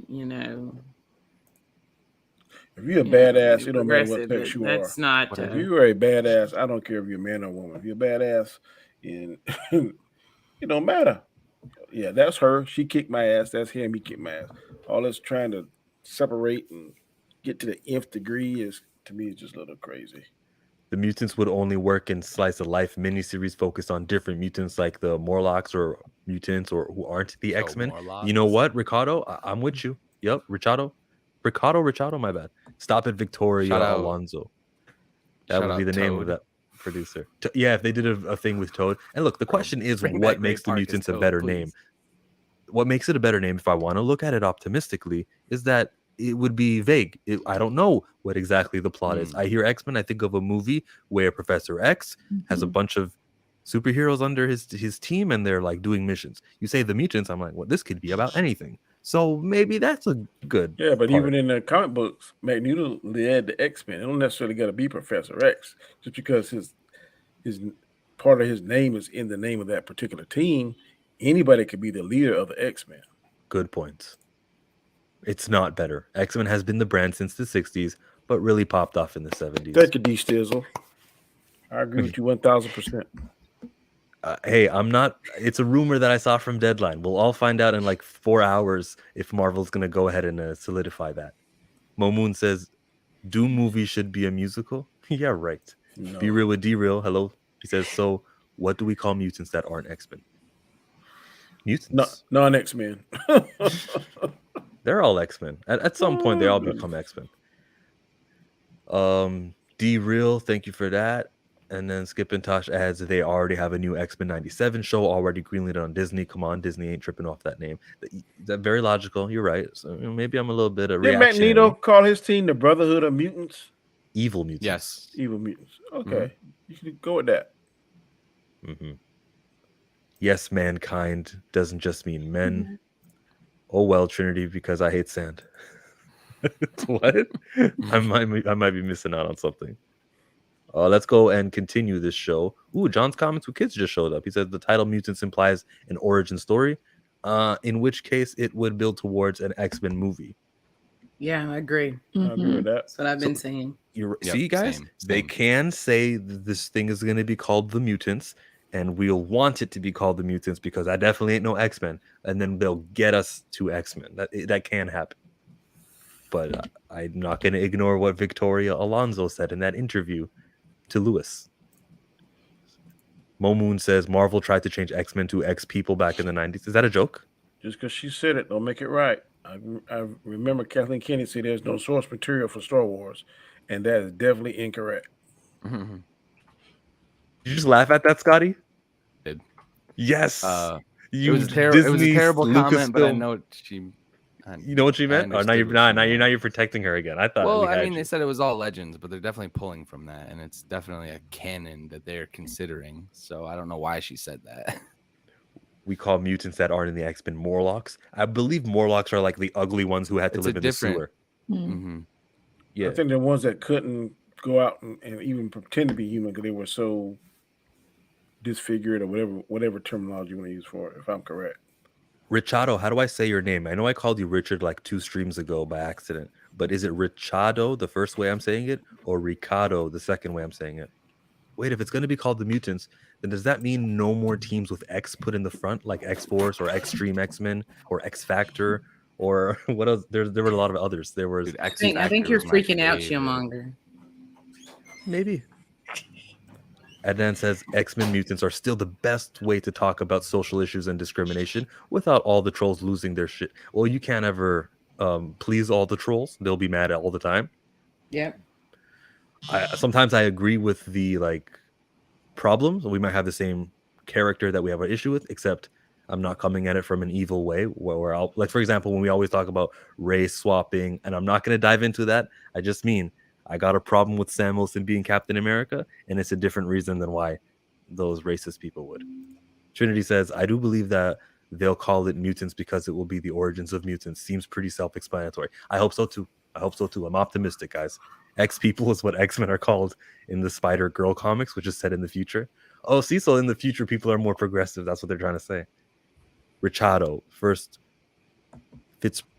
Fitz pronounced the first way. Okay, Richado. Cool. Skipintosh says, I bet you guys didn't know Richado's name was pronounced Richado, right? How many times have you seen him in your show popping up, Ashley? Like, he's out here, and now we know how to say his name. Richado. Yes. Richado. Yeah, right. All right, guys. Let's continue the show. 25. Would Rosita from Sesame Place hug Eli Bradley? Who? No one's laughing? Does anyone get this? Ashley, I know you get this. No, I don't get it. Okay, this is him. Yeah. Mm-hmm. Is that his name? Eli Bradley? Yeah, Elijah. No, Rosita. Rosita is the... Oh my God, guys. The blue Sesame Street character. It's the whole thing about the racist Sesame Street characters at the theme park. Guy. I like to keep things topical, guys. Yeah, okay. Yeah, hug Eli Bradley. No. No? No. He got some Bradley. Freckles in there. I've got freckles. They're not going to hug me either, And he's a little old as well. Just not like, I hate to say it's insult to injury, but yeah. Okay. Let's minus the age. Let's say that it's like a 10-year-old Eli Bradley. Okay. No. Nah, is that a no? No. She would shake her head no and keep walking. Yeah, it's a no.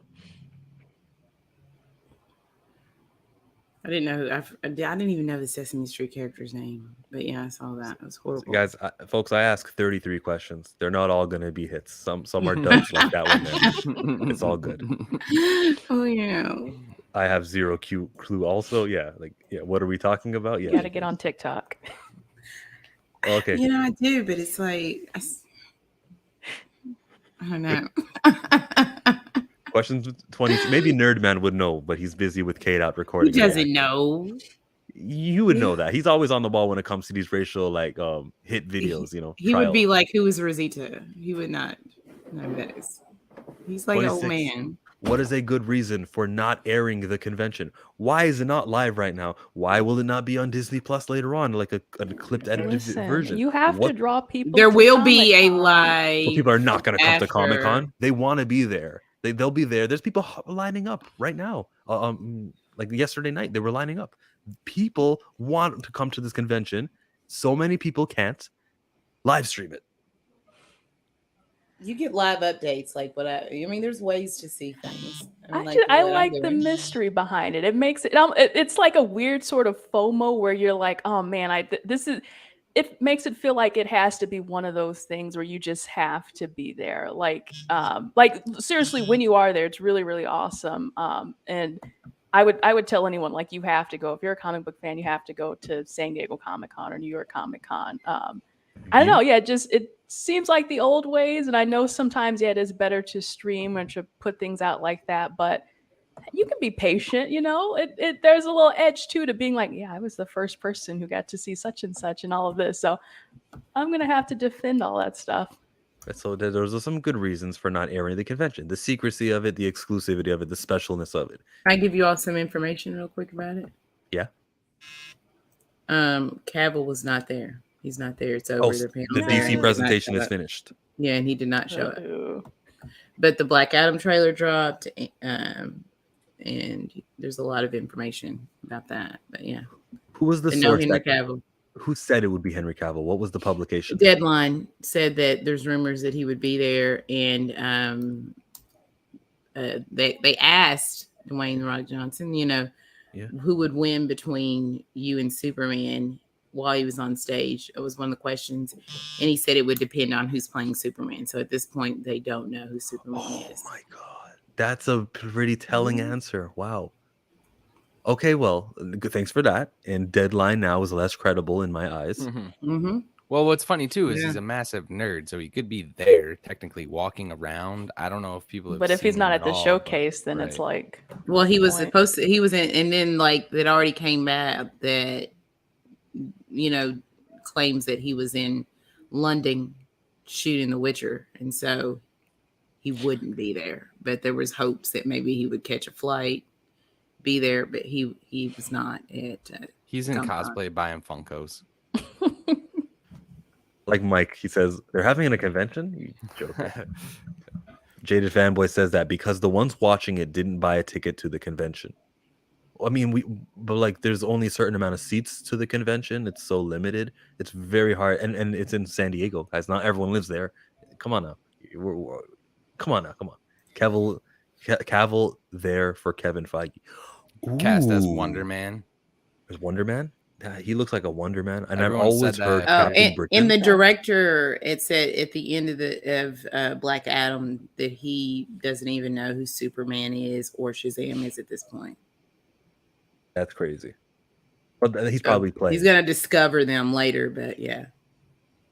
What you told me earlier. Flashpoint's gonna play into that. So, yeah, and how they're rebooting and resetting. And then they'll bring stuff, Black Adam in as a villain to whatever their new established thing is on that side. Was Shaq there to announce Steel #2? No. Yes. The Return of Steel. All right, back to this show. We were asking good reasons for not airing the convention. Are you there, Danny? He stepped out. Everyone answered this? Let's go into question number 27. Do any MCU characters watch anime? You got to imagine that's Spider-Man's friend Ned. He's got a lot of time behind that Mary chair. Jane. I think Peter watches a bit. yeah. Peter's an anime guy? Peter. Yeah, maybe not as big as Mary as MJ, but yeah, Peter. Yeah, there's a huge headcanon about Killmonger because Michael B. Jordan was so vocal about liking anime that I think people just kind of put those two together. And he was a kid; he grew up around our age group, so I would say he did. Yeah, what Some anime Dragon was Ball popping Z. in Oakland in 1990? Dragon Ball Z. Dragon Ball, yeah. That's why he's got the hair to deal with to kind of look like it's Super Saiyan. That's the closest he could do. So he braids his hair in that manner to match Dragon Ball Z. Killmonger was an anime fan, confirmed. There we go. Now we're thinking. There's got to be more. Not Carol Danvers. She was away. Maybe Monica. Monica watched a lot of TV. She watched Fresh Prince. She said that. Are we giving Monica Rambeau anime? Monica Rambeau? I'm trying to think of like any of the Guardians that Star-Lord would have introduced them to Earth culture, and they would have like gravitated towards anime. Yeah, Rocket was the one who wasn't blipped, so Rocket may have watched an anime here or there. He's got no bias to like an American style. He'd be like, "What's this new thing? Naruto, let's go." Danny from Comic Chat, do any MCU characters watch anime? They should if they got good sense. There we go. Because Vegeta is the beast. Vince McMahon for Doctor Doom. What are you talking about, Momo? Really? Stop it. But Marvel won't do that because they're pushing Captain Carter extra heavy. Do what? Do what? To have him play Brian Braddock? Yeah, that would be Captain Britain. They could do both. I don't think that their need to do Captain Carter makes Brian Braddock not possible. I think they can do both. Kendall says, "I'd give Monaco the world." Hey, that makes the two of us. Groot will watch anime. Groot, Teenage Groot, yeah. He's always on his little devices. He's gonna turn to anime at some point if he's got an internet connection. Peggy is dead in the main timeline. True. A couple people from Agents of S.H.I.E.L.D. Yeah. Yo, Darcy. She watches anime. Bro, She's please. busy being a doctor. Remember when she got that in WandaVision? She was sitting there literally watching WandaVision with us, invested in the story, and you don't think she seems more like a Friends person than anime. Maybe some two broke girls, maybe. Momoon is asking the ridiculous questions no one is answering. Yeah, that is exactly what is happening. I agree they can do both, but I don't think they would. Both Captain Carter and Captain Britain. But they don't. Thor would relate to One Punch Man. See? But Thor is too busy being off-world. No. A couple of those kids from Love and Thunder, anime fans. Easily, no doubt. Axel, that guy, yeah. Question number 28. What percentage of Marvel fans will also attend the DC Comic Con presentation? How many people are leaving the DC Con right now in Hall L and then going over to Hall H later on today? I would say that in that Marvel Comic Con, about 10% of them were also at DC. We'll go a little higher. I'm going to say maybe about 25, 30. Mm-hmm. Ashley, you still there? Yeah, I'm going to head out and stuff because I have some few things I'm going to do. Mm-hmm. Thanks for having me. I'll see you guys later. Danny, if you're free too, well, see you guys. I got to go. Shoot me a link if I'm not doing nothing. Yeah, all right. I'll see you guys. Bye. Toodles. Everyone check out The Widow. That's her YouTube channel. We're back on 28. What percentage of Marvel fans were also at the DC Comic Con presentation? 10%? Seems really low. And especially for all that you have to go to wait in line for Hall H, I would really just camp it there all day, if I'm being honest. I would say 40 comes to mind, but I don't know. I think I would sit through it. Yeah, I'm with you. I think I'm with Mia. I would. Yeah, you pay to go to the con. You're a sweaty. You're going to be there for pretty much everything. Mm-hmm. Yeah. Because the cost is probably going to make you be like, what the hell? Is this really worth this? And then you're going to want to get every last drop of that. So, yeah. Comic quirks with Jimmy. What's going on, Jimmy? Welcome to the show. Jimmy says, what's good to everybody? Yep. Darcy can watch the wall behind my headboard. Damn. What does that even mean? Okay. Oh, no. It's hot in here. Are there even Marvel fans left? That is a preposterous question. That is crazy. Marvel fans are just like Star Wars fans. No matter how crappy the product gets, you're still going to go watch it. We finally get an answer. Daniel Fisher says 22.75%. Okay. Well, Jaded, where do you think all the Star Wars fans went? They got fans for days over at Marvel. You know, everybody hates Star Wars. Didn't you forget? No, I don't hate it, but I'm telling you, it's hurting. It's hurting now. I was picking on Jaded. From what I heard, it took 12 hours for people just to get into Hall H, so it could actually be less than you think. Damn, 12 hours. I don't know if I wait 12 hours. I wouldn't know. Anything to do with like waiting overnight, it's crazy. When the Raptors had their like victory parade, there were people waiting at City Hall where the parade would finish.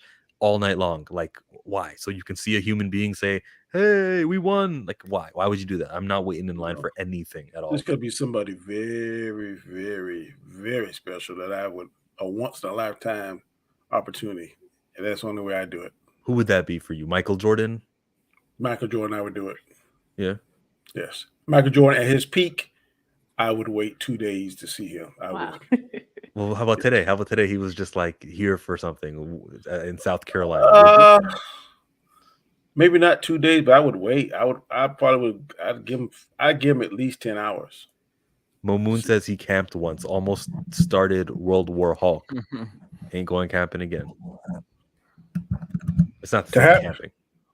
Well, let's say, how about you said you went with them. How about to have a conversation with somebody? If you knew you're going to guaranteed have a conversation with that person, and they'd be allowed to let you record that and put it on your channel, how long would you wait? Ooh.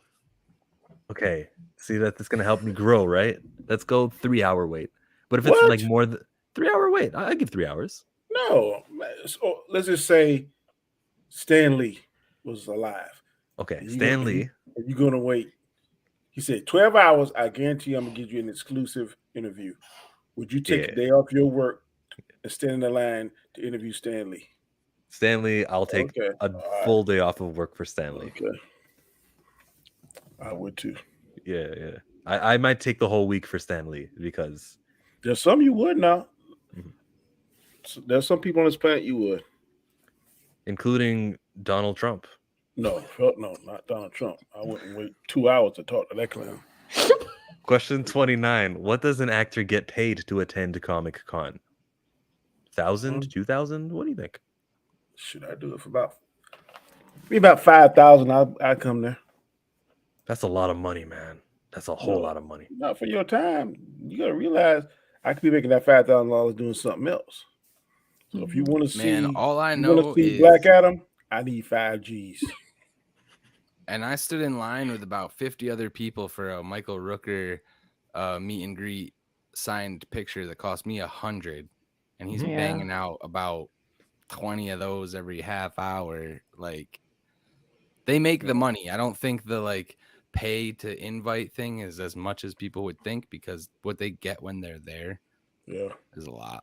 I would wait. I would pay $100 to get Chris a picture with him, his autograph. I sure would do it. the voice of Vegeta, yes. I know. Thank you. Thank you, sir. I appreciate it. Here's a $50 tip. Thank you.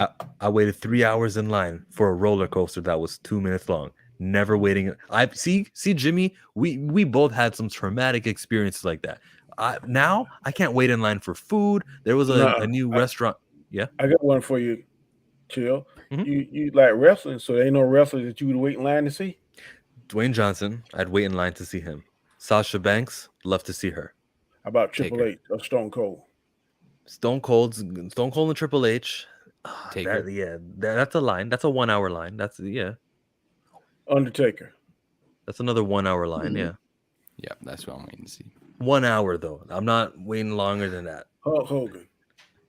No, I'll give my ticket away. So I actually don't know if I want to talk to Hogan now. There's no wrestler you would stand 6 hours for to talk to him. No, there's no wrestler for 6 hours. No, unless it was like an interview or something to work there. Then no, there's no way. Okay. Yeah, man. In their prime or now older? In their prime. Because in their prime, bro, I'm talking like the Owen Harts, the Shawn Michaels, like sitting down and talking with them at their prime. Those guys were jacked up. You know what I mean? I got a picture of Ric Flair. I waited about 2 hours to talk to him in a hotel. We were staying in the same hotel at Myrtle Beach one year. Awesome. I waited 2 hours to wait for him to finish his breakfast. He was there with his sons. He was talking, and he gave me a picture, a signed autograph. It was worth the wait. I would agree. For Ric Flair, sure. Do you know who Ric Flair is, Mia? No, I don't think so. I have to. The greatest wrestler of all time. The Migos have a song about him. Between 5 to 10,000 a day. Oh, he's answering the question, which was about This year, Mhm. it was what does an actor get paid to attend Comic Con? So the 5,000 neighborhood is where you guys are kind of staying. Yeah. I think that's a bit much, but hey, maybe I'm wrong. Maybe I'm an idiot. The plane ticket would cost the company a couple $100, and depending on how far away they are. No, San plane ticket Diego is now. right there. San Diego's right there, right next to Hollywood. So you're not flying, are you? That's a drive. They know they're gonna put you up in the best hotel if it's an overnight thing. Mhm. They're gonna probably give you per diem to eat and stuff. So shoot, by the time you do that, the hotel, the plane ticket, and the per diem to eat alone, that's probably knocking 2,000 right there. And then their David time. Tennant makes a few grand to attend, and about $75 per autograph and $200 for a meet and greet picture. They make back. We're forgetting Yeah. that they also are going to charge you for these meet and greets. They're not just there Yeah. to do their panels. They're also there to, hey, $10 sign me. Yeah. They And it's they a make money. line. You're getting turned out like cattle. It's just like Yeah. next. I bet you Mike right there, he was standing in line 10 years to get a picture and autograph of Prince if Prince was still alive. Ask him. Am I lying, Mike? Trish Stratus, he says, I could have met Trish Stratus on multiple occasions and never have. How about China? She doesn't live in Toronto. No. She's dead now. Yeah, that too. What's going on, the Jaded Fanboy? Welcome to the show. Oh, thanks for having me on. We were just asking that question, which you answered already. That you said that 5 to 10,000 in that neighborhood. Yeah, Mhm. and plus they get like they might get a cut of tickets. Like the big names could actually get a percentage of ticket sales as well. So they'll say we want like 1% of ticket sales and stuff like that. Okay. The 30th question: what can make or break Spider-Man freshman year? The new animated series. It's supposed to be, from what I hear, Tom Holland, that Peter Parker, and what he did in his first year. Well, what it would break for me is if they have him meet Doctor Strange, or they have him do some crazy things that never actually happened in the movies. If they have him do and meet a lot of people that I go, this can't have happened, that would suck, and I would stop watching this show. It's already an animated show, so I have animated expectations, which, you know, it's wrong to, as Star Wars fans who love Clone Wars, we all do that, right? We all love Rebels and all the animated Star Wars. I value Star Wars animation, Bad Batch, all that. I'm happy for it. Marvel hasn't shown me that they treat their animation with their respective live action. They've actually showed me that their live action TV shows are worse than their live action movies for Marvel. Like the amount of like love and care and dedication that goes to them, as compared to like The Mandalorian, which is awesome and actually is up there and I value very much. So when it comes to Marvel and their cartoons, you could break Spider-Man freshman year for me in the first episode if something happens that is like, there's no way this is the same Spider-Man. The story wouldn't break for me. It would be the cartoon style, because the way they draw it is going to hurt. Like the Spectacular Spider-Man, I didn't like the way they did that. Now, the Amazing Spider-Man and the ones we did with Spider-Man's Amazing Friends, that style of animation I like. The Spectacular Spider-Man and the one that MTV did, I can't think of the name of that. I remember it, but it was a weird style, wasn't it? I don't like that style. So the style is how it looks visually is going to definitely affect me. If it looks kind of too kiddish, I ain't gonna watch it. But if it looks like something along the lines DC would do, because all the animation is fire. Now you're telling me the animation can break it for Spider-Man? Could the animation make it for Spider-Man? What if it's it can make same? It can make it or break it. But if if it ain't the right kind of animation, I ain't gonna watch it. Like Spider-Verse, that really made it for me. I know they're not gonna do anything close to that, but for sure, the animation can definitely upsell it. They should. There's no reason why you shouldn't use that animation style, unless there's some sort of trademark on animation styles, which maybe there is, but no, it should. The cast of characters. So you're saying this is in the MCU timeline? I think it is, and that's what would make the show for me if it was canon. But they're talking about like Osborn and Dr. Octopus and all of his villains being in this. And he met them all in his freshman year, right before Civil War. They are characters in this show. Then it just broke it for me. Yeah. Yeah, but if the story is good, it doesn't matter. They don't have to. Kendall said something cool. What if it's 838? What if it's 838 Spider-Man? Oh, that's what he means? Okay, that would be cool. I'd like that. So what if that is the case, and then this strange spell that happens is pulling the villains from that 838? Okay, yeah, that could be or good. something along those lines. Yeah. So if it's not actually the MCU, but it is a universe we are introduced to in the multiverse movie, yes, I'd like it. We also have confirmation that What If Season 2 is going to pick up on the Marvel Zombies timeline, and there's a Peter Parker alive in that who's animated. I don't want to see no zombies. But yeah, I think they can do anything really because of the multiverse. Yeah. I give What If a pass for the zombies because it was What If. I don't want to see a whole story about zombies. I will not watch that shit. Diesel says the 90s Spider-Man is my favorite. You know what? That was an awesome Spider-Man. It was where Daredevil appeared for the first time. I was introduced to Daredevil there too. The song was a little bit, it grew on me. Spider-Man, radioactive Spider-Man, but there's nothing like that first one. Even spectacular. Oh no, I don't like that. No, you like the song? Danny, the song? Spider-Man song is so iconic. It was even in the movies. Come on. That down. Spider-Man. Yeah, that's fine. Everybody knows that one. You don't even have to know. Why all the zombie hate? I will champion this zombie stuff, man. Well, zombie Thanos, zombie Wanda. Like, are you kidding me? The reason I wasn't a fan of the Marvel zombie comic series is because it was really stupid how they made Silver Surfer a zombie. So I said, this doesn't make any sense. How did they make Silver Surfer a zombie? They just bit him. They just literally bit the Silver Surfer as if he wasn't Norrin Rad, the Galactus. I mean, Herald? it's like he has the impervious silver coating, but apparently you can still bite through it and he becomes a zombie, and that's how you get Galactus to be a zombie, and that's how everybody was like, yeah, okay, whatever. Kendall with the super sweaty comment here. It's all going to connect in Battle World. For those who don't know, if Avengers Secret Wars happen, Battle World is the amalgamation of all of these universes because all of the universes incursioned and everyone from everywhere. Old Man Logan will be there. Do you think they're gonna bring in the Beyonder? No, I don't, but they could. I don't know. I don't know who they're talking about. Madam Web. So Madam Web and Beyonder in the story in a comic book line, they were like allies. So I don't know. That would be interesting. I mean, I could see Beyonder having a cameo, like Eternity maybe, but that'd be weird. Marvel Zombies TVMA? Yes. That is a surprise. Yes. It's not going to be like the I think there's another show that's going to be MA too. I can't remember which one they said. I think they're dropping Deadpool. Yeah, they're dropping those in Logan on Disney. Two of them are going to be TVMA. We've had Disney Plus with Deadpool and Logan and all those rated R movies. They had it in Canada, but you had to click on Star. There was a banner called, Marvel, National Geographic. There's all these banners, and one was called Star, and that's where you could watch Deadpool. Oh.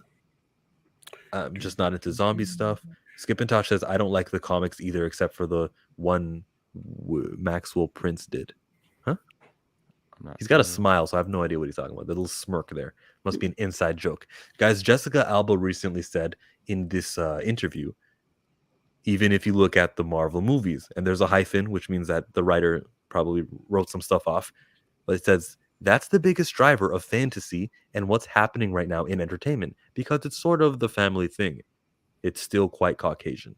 Now, I'm going to ask everyone's reaction to this, but I'm going to say definitely that there's hyphens in there to like separate words. There's definitely a message that this writer of this article wanted to get across, and it was that part where she says it's still quite Caucasian, and I don't want to like ignore that there was manipulated. So this quote was manipulated. However, she talks about diversity. She talks about how it's still quite Caucasian.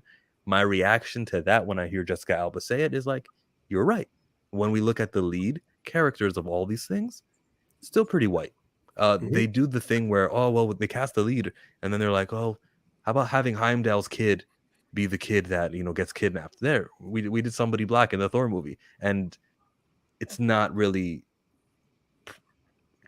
transformative. It's not like a progressive move forward. If you the studio want to do something that is diverse, cast a lead in your film who just isn't a white guy, and then I'll believe that you're actually putting a $200 million budget behind someone who's not white, and I'll commend you for it. But they're not doing that often. They're doing side characters being casted, and that's my whole thoughts on that one. How about you, Hawk? So I've had conversations a lot about this because my group of friends is mainly Star Wars, and everyone's always preaching, oh, their agenda this, their agenda that.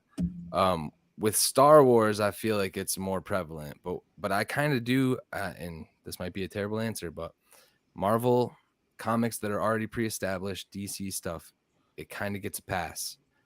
The origins of these characters are from 60s, 70s. So the issue that everyone's having is history's repeating itself. So you had your originals. We're moving past that. The next iterations of these were kids, were female copies of the characters. This is all stuff they did in the comics. It's going to repeat itself. So do you want them to fast forward that? Do you want them to skip the important stuff that led to it? Or, so I just kind of think that because they're pulling from the comic canon directly, I'm patient, and the comics eventually did diversify themselves. Probably a terrible answer. I don't know. It's not. I would say Jessica Alba is Caucasian. Honey, no. She's right. They are promoting Captain Carter more than Sam Wilson. What? Oh, that's Tessa Thompson is black.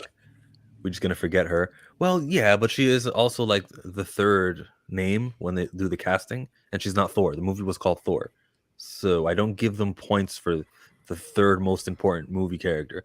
I give them points for that poster has a black face on it, like the Black Panther, except for the Chinese version. They put him with a mask on because that's how they promote movies over there. So Captain America 4. You mean Falcon He's number dropping 1? facts, dude. No, Because- not I'm laughing because I agree with him. Because I agree with him. It's America crazy. for. He keeps going, man. Armor Wars is what's his name? War Machine is going to be the lead of that, correct? There we go. We're getting I something. see it as like a Ironheart. cycle. It's So- like Then we, Ironheart. Mhm. yeah, Ironheart, yeah. Kendall Yeah, dropping so- facts. But you said, Scotty, it's just female versions of what we already knew. Go ahead, Mia. Oh, yeah, I was saying it. I feel like at some point they did realize, like, okay, we probably should make this more diverse. We were, right, the original 6, right, we're all white. And now we're kind of like, okay, we'll bring in people like Miss Marvel, and we'll bring in Riri Williams and whoever, Monica Rambeau and all that. So it's kind of like a changing of the guard. Like you said, we have to be patient. I won't discredit them because, like, if you look at the Eternals as well, right? We're getting Asian characters. We're getting in Shang-Chi Asian representation. So it's like, yeah, I think they had a trend at first of making the people of color sidekicks, Wong, and then we've got MJ. They're all kind of like sidekicks, but I'm trying to have hope, that they're coming through and they will cycle through to have more, diverse people as the leads. And I think we will see that eventually. So I won't count the Eternals. I don't think that you can do this multicultural soup and just serve it. I think that Icarus and Cersei were probably the 2 main characters of Eternals. It was an ensemble cast though, but one of those guys is white. I think no matter how hard you try to make this like diversity movie, it fails. Like there was a Bollywood scene with King. Go ahead, Scotty. Here's my exception to like Eternals, Cosmic, Celestial, that kind of stuff, because this is the MCU and it is not tied directly to comic origins. You can change, in my opinion, gender, race, etc. of a god level eternal like tier because they're like androids, right? We've confirmed that they're just being created. So that stuff doesn't really bother me. I think those characters are more important for their power sets and what they represent as far as a tool that's being used by the Celestials. So God type stuff gets a pass. Eternals was what it was. They're also the Eternals. Yeah, you can do whatever you want with them. Recast them, In my reskin opinion, them. you can. Yeah, exactly. If your first thoughts are, don't hire a white guy. Jimmy put that in quotes, but none of us said that. And then he says, when casting a character, you're the definition of racist. If my first thoughts are, don't hire a white guy. No, my first thoughts would be hire guys who aren't white. So hire a black guy, hire an Asian guy, hire a South Asian guy, hire someone from the Arab world, hire somebody who looks like he's a Polynesian. That's the same thing he's saying. Essentially, you're saying don't hire a white guy then. But it's because there's so many white guys who have been hired. There's also that. There's a little bit of nuance to the the reason I don't want white guys being hired, because they're always being hired and they over dominate. And when I say over dominate, I'm talking about to the population of what they represent in America. Like white guys make up 33% of. I'm not saying I disagree with what you're saying at all. I don't. I'm just saying what you said just now and what he's saying is the same thing. You just said it in a nicer way. Well, Jimmy has the link. I sent him a link like the same time I sent the link to Jaded Fanboy, so he can join if he wants. Let's see here. I think Tessa Thompson was miscast as Valkyrie, and her writing sucks. Secret Invasion is a Nick Fury led. Kendall, you're right. Kendall, they're definitely doing more things now without black leads. But are these movies? Most of them you're telling me are like animated things where they're not gonna put a marketing budget behind. I mean, it's happening. But there are things it's there. But there are also things they're interjecting outside of the canon, and so they can still continue to keep the fans happy with the canon. Like, it's so funny. We're literally in like the women's rights era. Like, we've already gone through the women's rights era of the comics, and we got the Miss Marvels, and now we're literally going into the kids and the way more diverse, way more progressive stories that were in Marvel and have always been there. I'm just reading this. I'm sorry. That's funny. George Lopez really did a DNA test on her. That's a violation. What's happening? Richado says, I'm saying the Falcon Captain Carter is being promoted more than their new Captain America is. That's an example of how Jessica's right. No, she is not getting promoted more. You're talking about how they changed the Twitter profile of Captain America to Captain Carter the same week of the What If episode, which was what if Peggy was Captain Carter.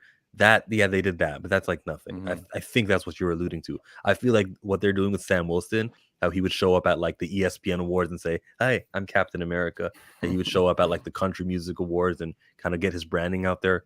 I think what they're doing with Anthony Mackie is more.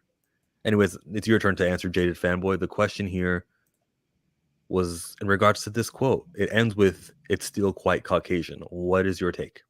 It's an empty statement, because you can say that about sci-fi, you can say that about dramas, you can say that about any genre of movies. You can replace comic book movies with Star Wars movies, replace it with TV sitcoms. It's an empty statement. She knows it is. It's just, hey, look, I noticed something, as if nobody else did.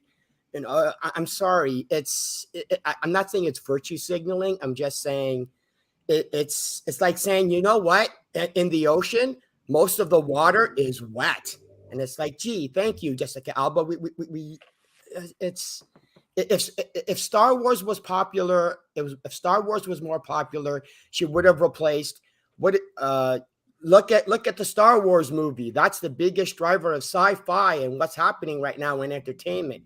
If Star Trek was popular, she would go, look at the Star Trek movies. That's the biggest driver in it's an empty statement. Whatever. Thanks for noticing something, Alba, that everybody else noticed and knew as well. So that's the way you look at that. Yeah, sure. I don't disagree. 3 out of 4 movies a year. I'll take a while, but they'll get there. It'll take a while, but they'll get there. What do you mean exactly? RF Gaming Channel? Oh, in other words, them actually getting more but diverse. You got to give them 3 or 4 movies a year. It'll take a while, but eventually you're going to have just as many other minorities as you will as white main characters. Comic Quirk says here, if you want to race swap and think it could actually improve the character or story, then go for it. But if you just want to hire a certain race, any race, you're racist. Well, it's also implement them. It's like, if you're gonna have Rhodey be the next Iron Man, then promote it. If you're gonna have Riri Williams be the next Iron Man, promote it. Don't just have us fans go, oh, you know what? I think Riri Williams is going to be the next. And then 2 years later, we end up getting a multiverse Tony Stark. We end up getting what's his face. The guy from the War Top Machine? Gun movie. Tom Cruise. Yeah, and then in 2 years we end up getting Tom Cruise. It's like, if you're gonna actually do it, tell us. It's not that hard.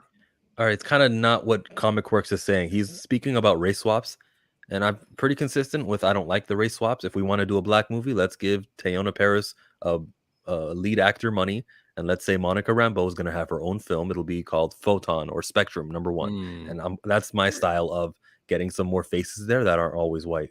Not let's change Captain Britain and let's make Idris Elba. Well, he's already in the MCU, but that's what everyone always says. And I don't like that. I prefer original characters getting popularity. And then the next time Marvel reboots and they do another film universe, we're going to say, oh, I wonder who's going to be, Monica Rambeau, because I remember her. She was really important. She had her own movies in that other iteration. And I want like progressive change, transformative change. Daniel Fisher says, I want to see how Namor pans out because he's going to be Latino, even though he's supposed to be from Atlantis, which is a Greek mythology. Am I right about that, Danny? Aztec. He's going to be, I think, isn't it going to be like Aztec? Yeah. That's what I heard. Jaguar. Speaking of comic quirks with Jimmy, welcome to the show, Jimmy. What's up? Is there anything I said that you wanted to speak on? Yeah. I for this thing that we talked about, it was just because you did say that if don't hire a certain race, like specifically Caucasians, and just want to hire they've been more dominating people of color.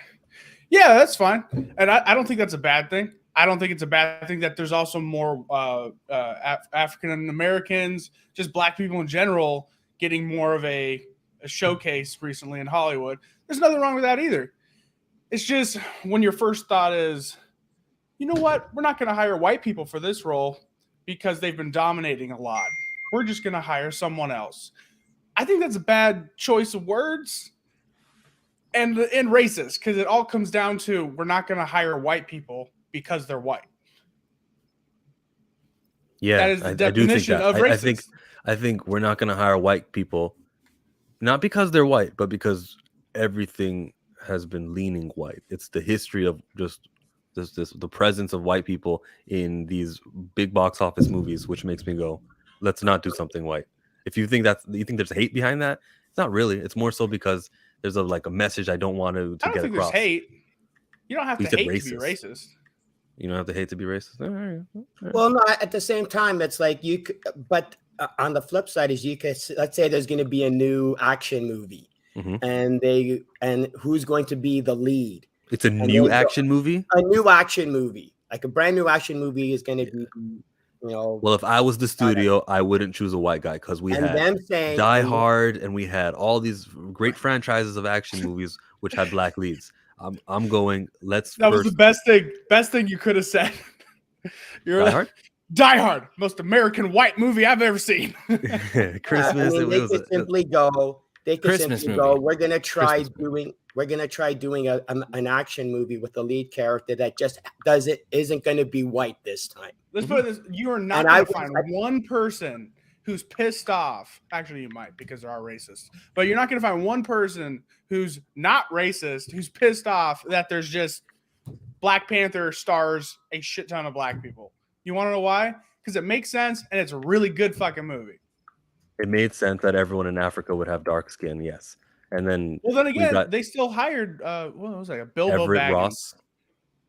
We got Ulysses Claw in there and Agent Ross in there as the white guys. And yes, it would be logical for those characters to be white. Mm-hmm. But again, they're liked because they're good characters in the comics, and those actors portray them well. So they're following the canon of that comic for Ulysses Claw. They didn't and really the canon for General Ross. That's opinion. Claw's a totally different. Claw's entirely different in the comics. But you know what? You know what? It was really good. What they did was really good with him, and that's why people aren't upset. Like specifically me, I'm a traditionalist when it comes to Fantastic Four. Like I just love the traditional look. But if you give me fucking Jeffrey Wright as Mr. Fantastic, I'm gonna eat the shit out of that. Okay, but they took the Mandarin, who is Chinese, and then made him British. Yeah. So it's like, they have changed. I mean, they have changed from the comic books quite a bit. But in their own MCU way, because that shit was that doesn't make it right. It's Skip says not everyone in Africa has dark skin. They are face-skinned Africans. Ethiopia has plenty of fair-skinned people. Fair-skinned, yeah. fair-skinned Africans. Yeah, because you know what happened? Thing is, like, there's this people who like came to Africa with ill intentions, and they spawned children and stuff. And yeah, There's actually a word for Like that. Christians. There's actually a word for that. Like in America, we have the N word. Over there, the fair skinned oh shit! people. I don't think I want to know what the fair-skinned people word is, just to not spread that. So Well, it thank means you. nothing I to us. just don't think I want to even know it. That's there's certain Okay. knowledge I don't want to know, and slurs to make fun of people is one of those things. Okay, fair We go to enough. you, Danny, from Comic Chat. I mean, anything to add here about the Jessica Alba talk? I kind of sort of agree with Jada said in the comment, but I think that feathers get ruffled mainly to the people that have been on top so far for so long, and now that there's a change, they don't like it. Mhm. But that's evolution. That's change, and I personally don't mind if an established character does a race swap or a gender swap or race bend. I don't care as long as the story is good, because at the end of the day, this is all fantasy. It's not real. It's fantasy. So if you don't want to watch something or like something, then don't watch it, don't like it. But don't be mad because the race swap they do or the race band that they do, whatever, maybe that person that's playing that particular character's only chance at getting into there, and then that may be their way to get into the door. Then maybe they may want to do the same characters that you want to do. And I give you an example. Mhm. Mahershala Ali, he wanted to be Blade. Okay. He's getting his foot in the door, so he may bring in other characters that we never seen before. Same thing with The Rock. He wanted to be Black Adam. So I think once they're getting their foot in the door of the MCU or DCU, then that when they can expand on other stuff, it might bring to light these different characters that we haven't seen. Jimmy, you can just talk. Oh, I didn't. I was just holding my hand up so I didn't interrupt. But now I like the point he's saying. I 100% agree with it. But if you think about it in the negative context of that, where if you like race swap, and it could be okay, it just opens the door. Would you be upset if a white person was race swapped, say, with Black Panther? I don't think it would make any sense, though. I just don't think a white man playing Black Panther. I just don't think that would make any sense. The argument doesn't make any sense. It's like well, the argument does. I'm just saying, like, if you race swap, you should have a instead of saying Black Panther, how about we should say Sam Wilson? Comic chat. Okay, Sam Wilson. Better example. I was just saying, like, Superman, that doesn't tell you a specific race. Batman doesn't tell you a specific race. Wonder Woman doesn't tell you a specific race. But when you see Black Panther, you expect to see a black person. That's what I'm saying. And yeah, that's why I changed this question. We changed it. It's Sam Wilson now. Okay, I'm just saying, Black Panther is the exception to the rule of the race swapping. In my argument, is the only exception. So, I can all think right, of look, top of my head. Just to well, it's also the fact that because that's always used like as like some kind of argument. The reason that there's a race swapping of white characters to other ethnicities is because so many of those characters are white. Like, there's a plethora of those white characters. There's no need to race swap, a Falcon to white, because there's no underrepresentation of that kind of that race and that kind of medium.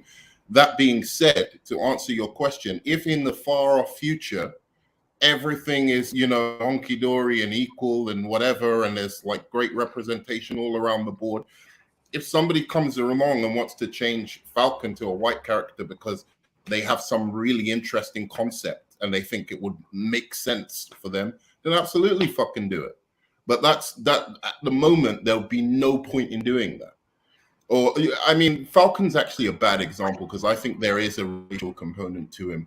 But like certain other characters, I can see that just, for me, that it's not like Black Panther where their race is part and parcel of the DNA of the character. It's just, they just happen to have first been drawn white, or they happen to have first been, drawn, you know what I mean anyway. That's what I was saying earlier, is like we are following the history of the comics. So like it's going to lead into the more diverse, more progressive comics eventually. We just got to get through the original Avengers, through the original Captain Americas. So, well, thankfully the X-Men are pretty diverse already. So there's not going to be no questions about, well, why is it so one-sided with the white characters and the black characters and the mixed characters? No, this will be good with the X-Men. Skip and Tosh wanted to know if Mia had something to say. Well, she started this, but like since then, what do you want to add? I don't know. I don't really get too deep into comics, and so to me it is kind of a blasé argument. I really don't care. And I think when I say I don't care, and I might go on a ramble, but I mean overall I will just say I think there's this opportunity to begin to give more diverse people chances, that they don't often get. And so when you've only got so many characters who are like specifically supposed to be black or specifically supposed to be Asian or Hispanic, Same thing. to me, yeah, sometimes I'm like, it is just fantasy. So I'm not gonna Right. throw a fit because this character looks one way or Because he was another. drawn this way in like comic book 3, 4. That's It's that's like irrelevant. it's Chipmunk, fucking I bullshit. like me. Look, She is very intelligent. and I love the Right. I love the way they never say this stuff, right?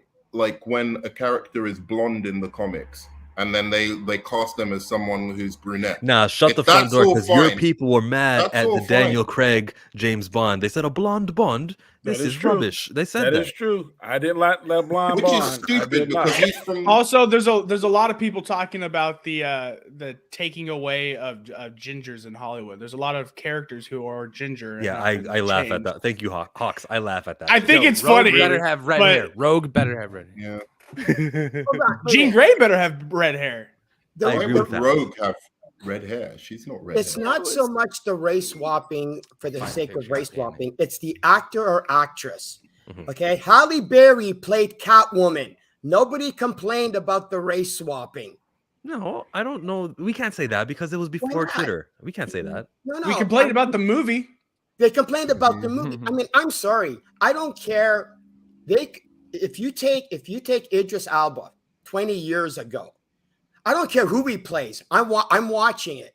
If Dude, they're he'd gonna, be if an they're gonna amazing cast- Fantastic if Four. they're gonna cast Idris Elba as Iron Man, I'm good. Why? Because it's Idris Elba. If they cast Denzel Washington as Mr. Fantastic, I don't care. It's Denzel Washington.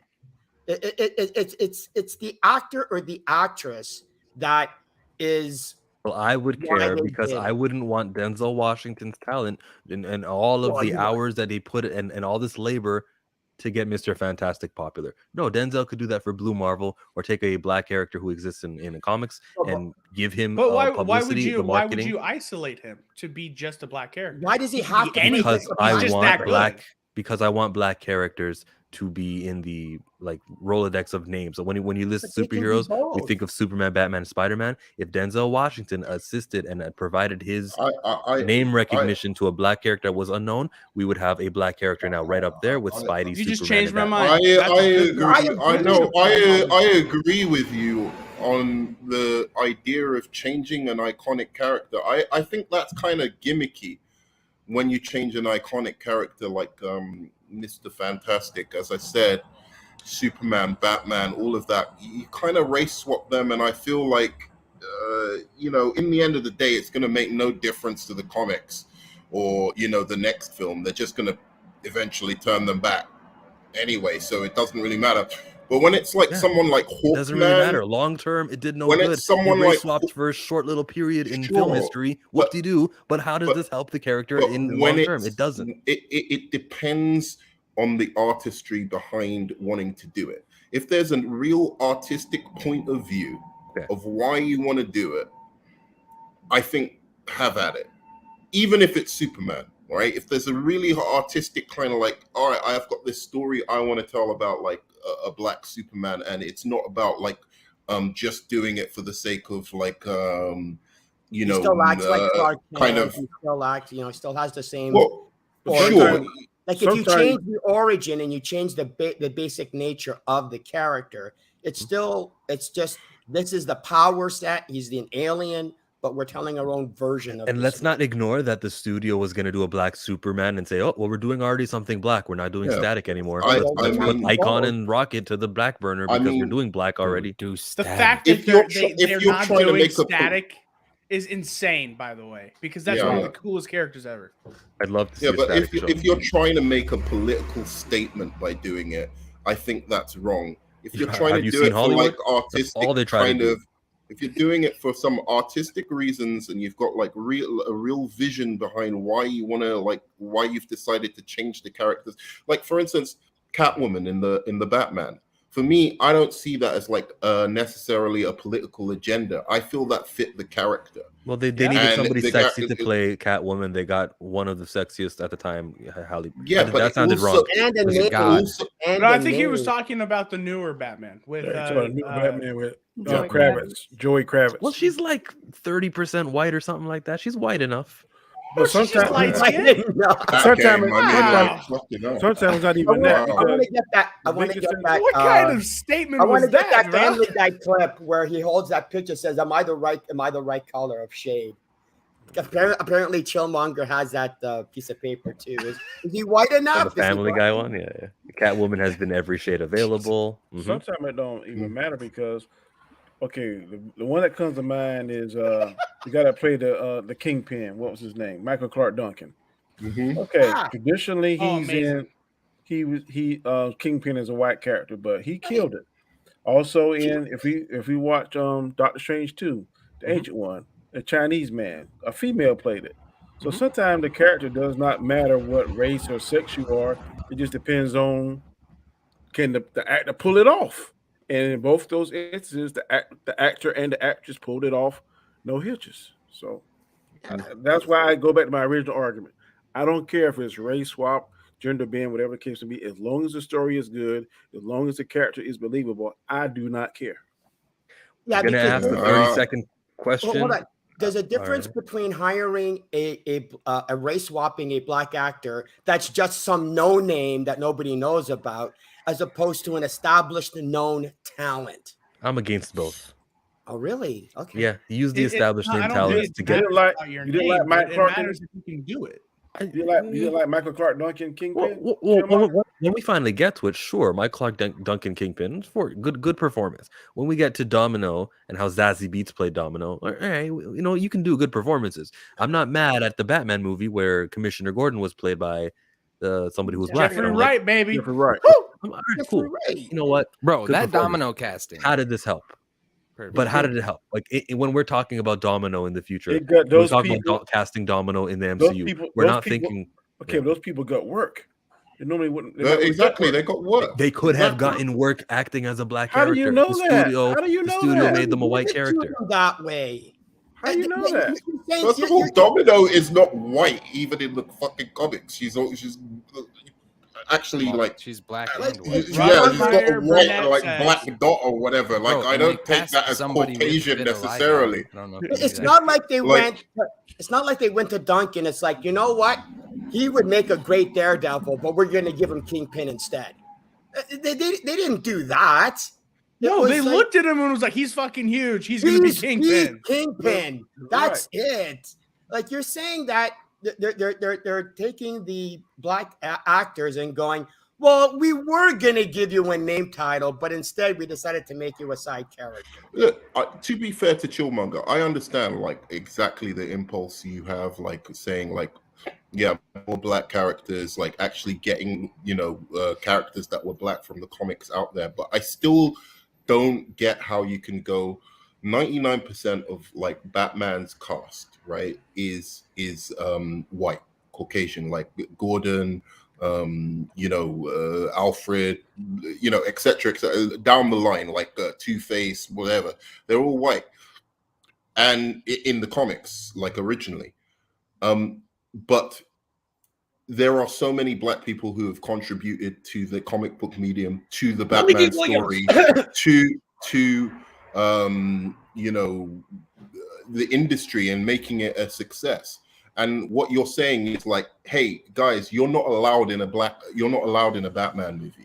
Like I get you saying, like, I'm you don't want Batman. We're adapting a comic you're not book, allowed in and the comic book character we're adapting doesn't fit your description. You want them to make a new commissioner. You should look like the character you're going to play. You want them to make a new black commissioner to take over from Commissioner Gordon, like so that it'll be original from the comic? I'm saying I want a lead character from who's black. That's what I'm saying.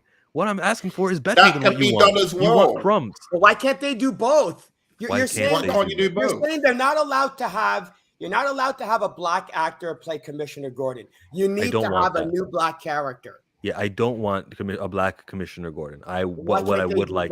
I think what Chillmonger has said we could a do lot both. is that you would prefer a brand new character, not a race swap. Because see, over there's finite amount of everything, actors who are willing to do these everything comic book movies. Jeffrey Wright is a great actor, right? Wouldn't it be great if he lent his abilities as an actor to a character who's just always been black? And if we got this great actor called Jeffrey Wright to be, well, he's older. I don't know how many superheroes Jeffrey Wright could play. So But maybe his that's a acting ability is very like mysterious and like kind of laid back. So that would be perfect more for Commissioner Gordon than say a Gary Oldman, Blue Marvel. But I think it's giving a different side to the character as well. That's what great comic runs do. It's like you take a character and you put a different kind of spin on them.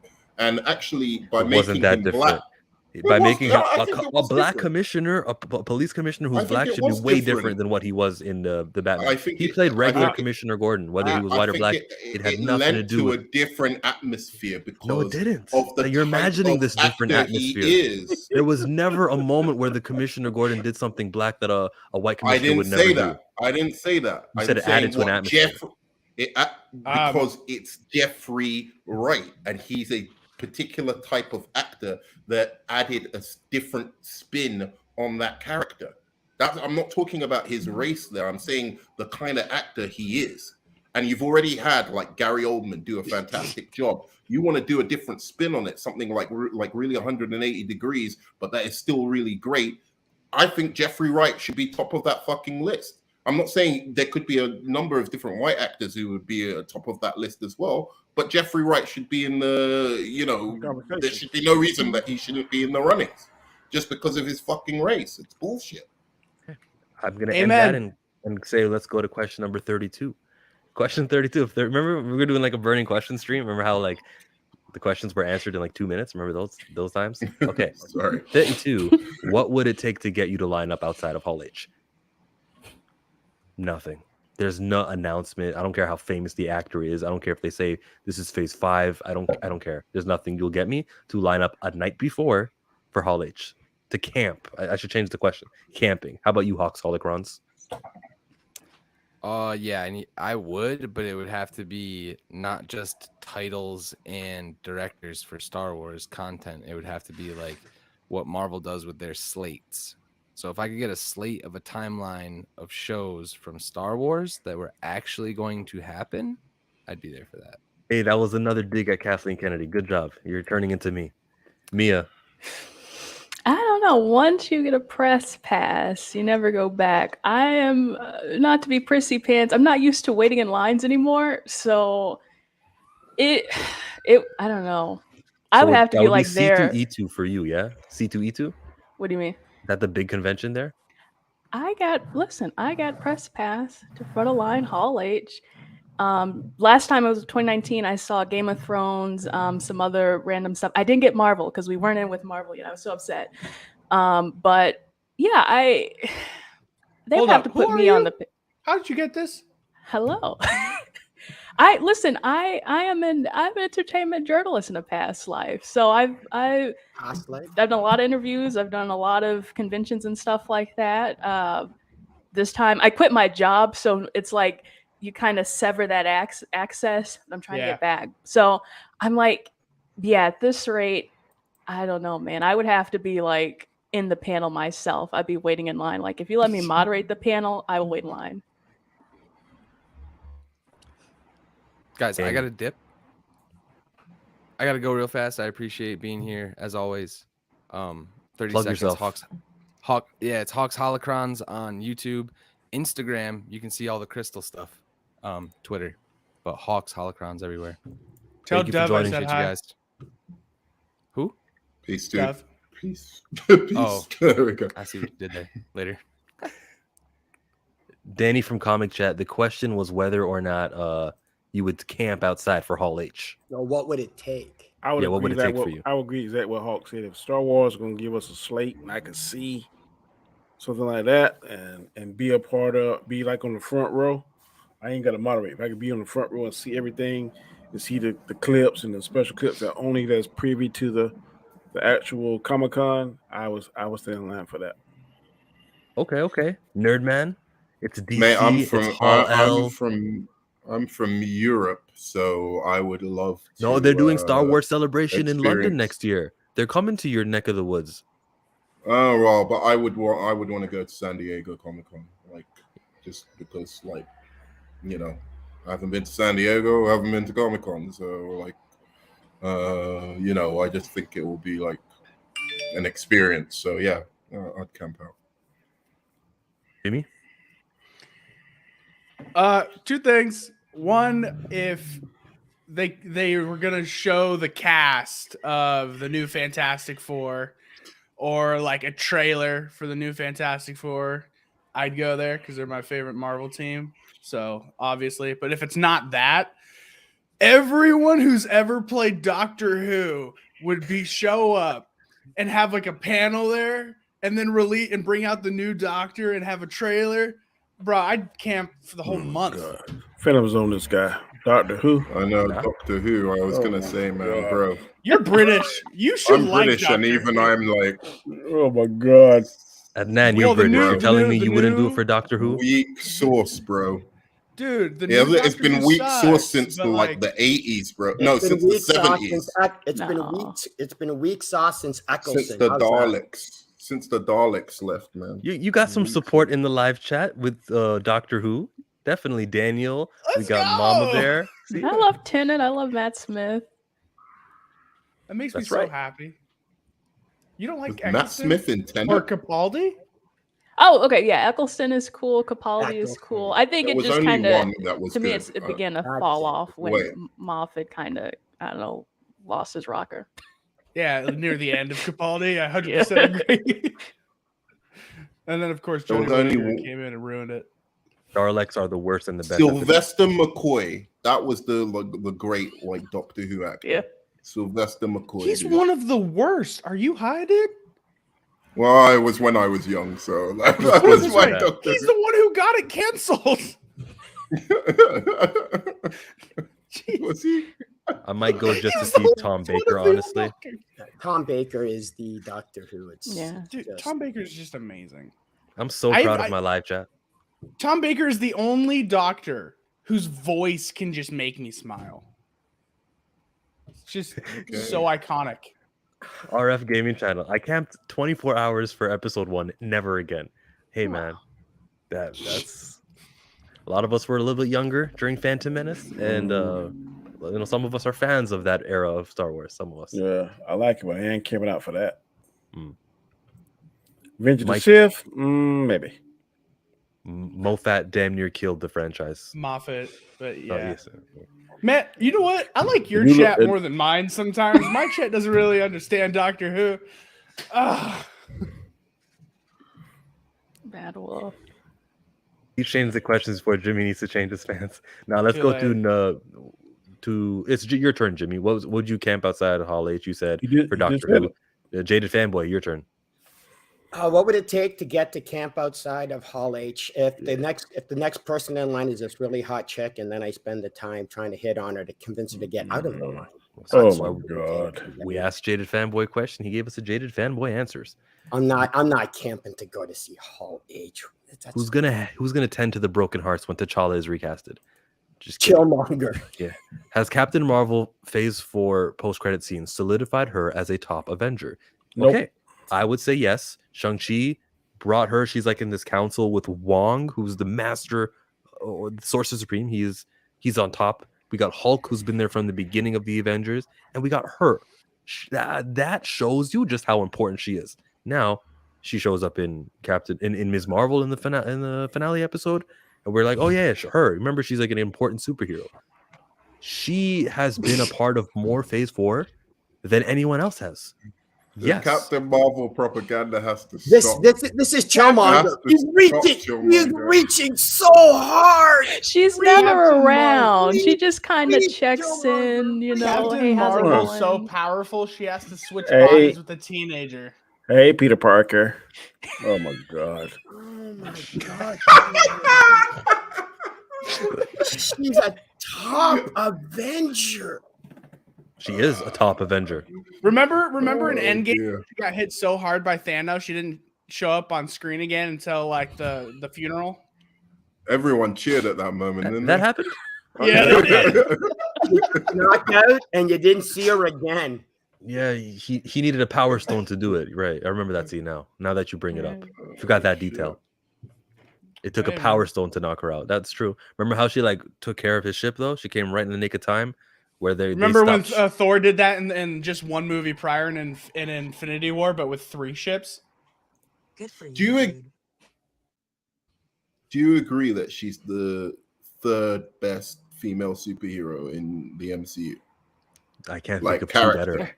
No. Character? I think- Oh, so you were just Like talking about the character. Scarlet How Witch did you get her and that Black high? Widow. You might be right. Yes. But like let's give her a second movie. Okay. No, You're I right. think she's the least like interesting woman character in the MCU just because of the actress alone. I don't like Brie Larson. Oh, I really? think she does the same acting in every single movie, and it's kind of I like- overplayed I and like- boring now. People are a bit I like the too Captain hard. Marvel movie way better than the Black Widow movie. So There we go. Yeah. That I do is too. real- I do too. That is fucking see, this is what I'm talking about. You guys are fucking nuts. That is madness what you just said there. Black I Widow can movie is one of the understand- worst I MCU can understand movies ever. not liking the Black Widow Black movie, Widow's but going the worst? that far, come Yeah, on, bro. we did Wait, go wait, that did far. One you of just one say of the Black- worst. Oh, one. Oh, okay. Bruh. I'm not saying it's Bruh. bad. I'm just saying I got a rank here now from 1 to 28, and Captain Marvel is my number 15. Black Widow is my Really? number 22. Those are facts. That is nuts. Now, That let's is- put it this way, that is Black Widow, genuinely the- nuts. The fact that 3 people are even agreeing on that is crazy. Are you? Dude, the first 45 minutes of Black Widow was really great, like absolutely fantastic Jason Bourne style. And if they kept with that throughout the rest of the flick, I probably would think it's one of the best. But they didn't change it up.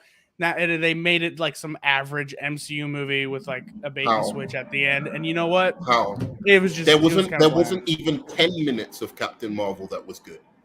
So What? 45 minutes. 45 minutes is a lot better than like Oh my lord. nothing. Every time No. Jude Law was on screen with her was absolutely awesome. No, no. See, Which the Their was best- about, chemistry like, together was what, good. 20 minutes. That's 20 minutes of the movie. You've still got to beat 40 minutes. And you just admitted her best screen time is with another actor. To be fair, it's Jude I'll tell Law. you. That but again, table it's like scene, you can't- that table scene where what's her name, Natasha's sister breaks down is better that like breaks down because like she's saying you were real, you were Oh, really right. my We family. were a family. That yeah. was the better acting than anything in Captain Marvel. Plus, when the dad sings her that song, actually very touching, like moment, and set up really well. I don't know what to say, man. I had more Carol fun and with Monica in Captain comics, Marvel. but I the can MCU say, at has least say fumbled that. the ball in the end zone. Language, nerd man. Yes, Yeah. Rogue Comics likes to play this in his shop, so let's not use language that would disappoint the standards and in terms of services in that shopping district. Oh, give it up. Still angry about her comments years ago. Which one of us are angry with Brie Larson? It has nothing to do. If you're thinking me, it has nothing to do with their comments. It's just a. I think he's talking about me because I said I don't like Brie Larson. I don't care about her okay. comments. I just don't like her acting. I don't even. I know think what she's an okay actress. I've seen her in one other thing. I think. She won an Oscar, so somebody thinks she's good. Yeah, she but was it's good. the She was good Oscars. in. She was good in that movie with Scott what's Pilgrim. his name? Killmonger. Just Mercy. Who's that? Oh, yeah. Yeah, Just Mercy. She was all right in that. Mm. She's not a bad actress, I don't think. I just think she's not very good in it. No, nothing could have saved that movie. I don't think acting, anything could have Yes, saved that. Steel. It was just a very one-note movie. I don't know. I have nothing to prove to you. I am so glad.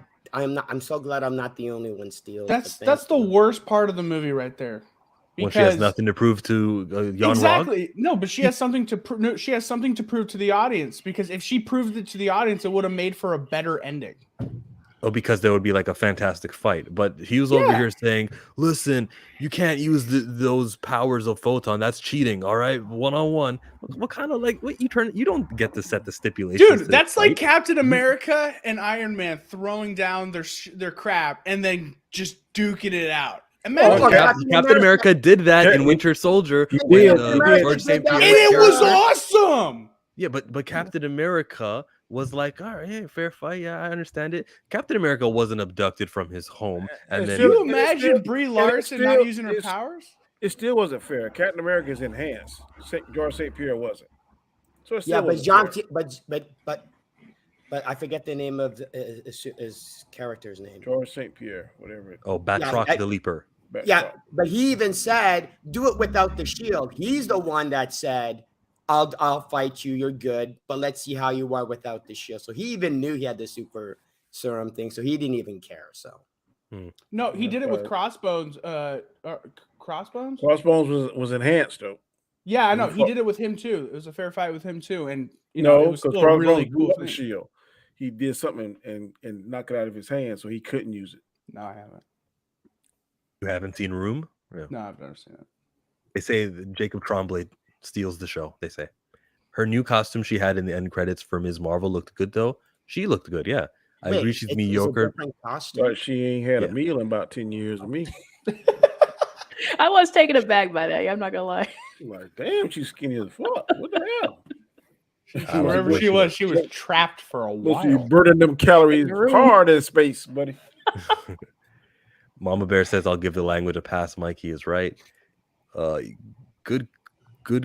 I can feel your hate. Oh, yes, let the hate flow. She's an Academy Award winner. How many people achieved that? That doesn't seem to matter, Henry. People still want to have a few people a year, actually. Yeah, quite a few people a year get to. I'm ready to see how Mr. Marshall Ali gonna pull off Blade. It's gonna be awesome. That's I don't know. It's no matter how good he is. No matter how good he is, I'm comparing him to Wesley Snipes. That's all. You live up to your name, dude. You live up to. And I'm all for Blade and Mahershala Ali. And if Mahershala Ali was casted as Mr. Fantastic, we wouldn't be getting a Mahershala Ali Blade. So to all of you guys asking, why not? Why don't they do both? Well, because the actors, the amount of people willing to do these is finite. The roles are finite. And the way that the studio Jeffrey Wright would have really played Blade. I'm gonna get my point across no matter what. The way that the studios think is we're doing already a black thing, so we don't need to do more black things. That's why we should not get. It's not finite anymore. It's not finite anymore. Hold up, Jaden. It's not finite. As soon as Christian Bale accepted a role in Thor, all things were off the table. Everyone's like, fine, screw it, Marvel movie. You think that's the nature in Hollywood now? That everyone's just accepting of this new thing that was taboo? 100%. Christian Bale is a stuck-up, like, I'm doing this for the sake of doing art. Yeah. So when he accepted this, dude, anyone's gonna be in it now. Okay, I'm looking forward to Leonardo DiCaprio as Silver Surfer. Please. No, I'd be surprised if you don't see something Leonardo like that. DiCaprio in anything. Forget.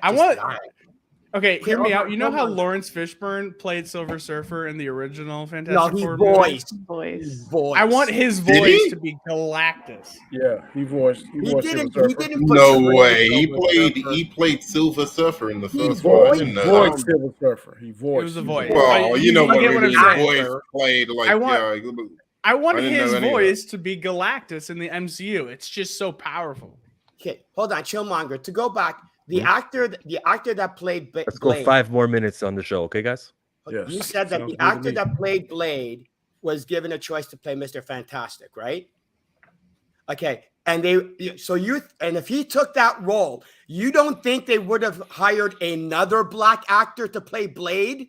I remember hearing Kevin Feige say, "We're doing Blade because Mahershala Ali reached out to us." Oh, it's because of that actor, you're saying. That was the reason for this movie specifically. Okay, then that's okay. Then in that case, but I think I can still give you points for what you're trying to say though. Like if that wasn't the case and they just willingly said, "Let's do Blade because we're Blade," then maybe you'd be onto something though. But no, I understand your point. If they specifically made the Blade movie because of that actor, then yes, I agree with you on that. Yeah, I don't care how corporations think about social and moral issues. Neither do I, but I know that they do think of it, which is why. Well, we're talking about with Amber Heard and how that may change how Aquaman gets promoted. But okay, I don't trust them to be altruistic. Ditto. I expect them to do exactly what they do whatever they have to make more money.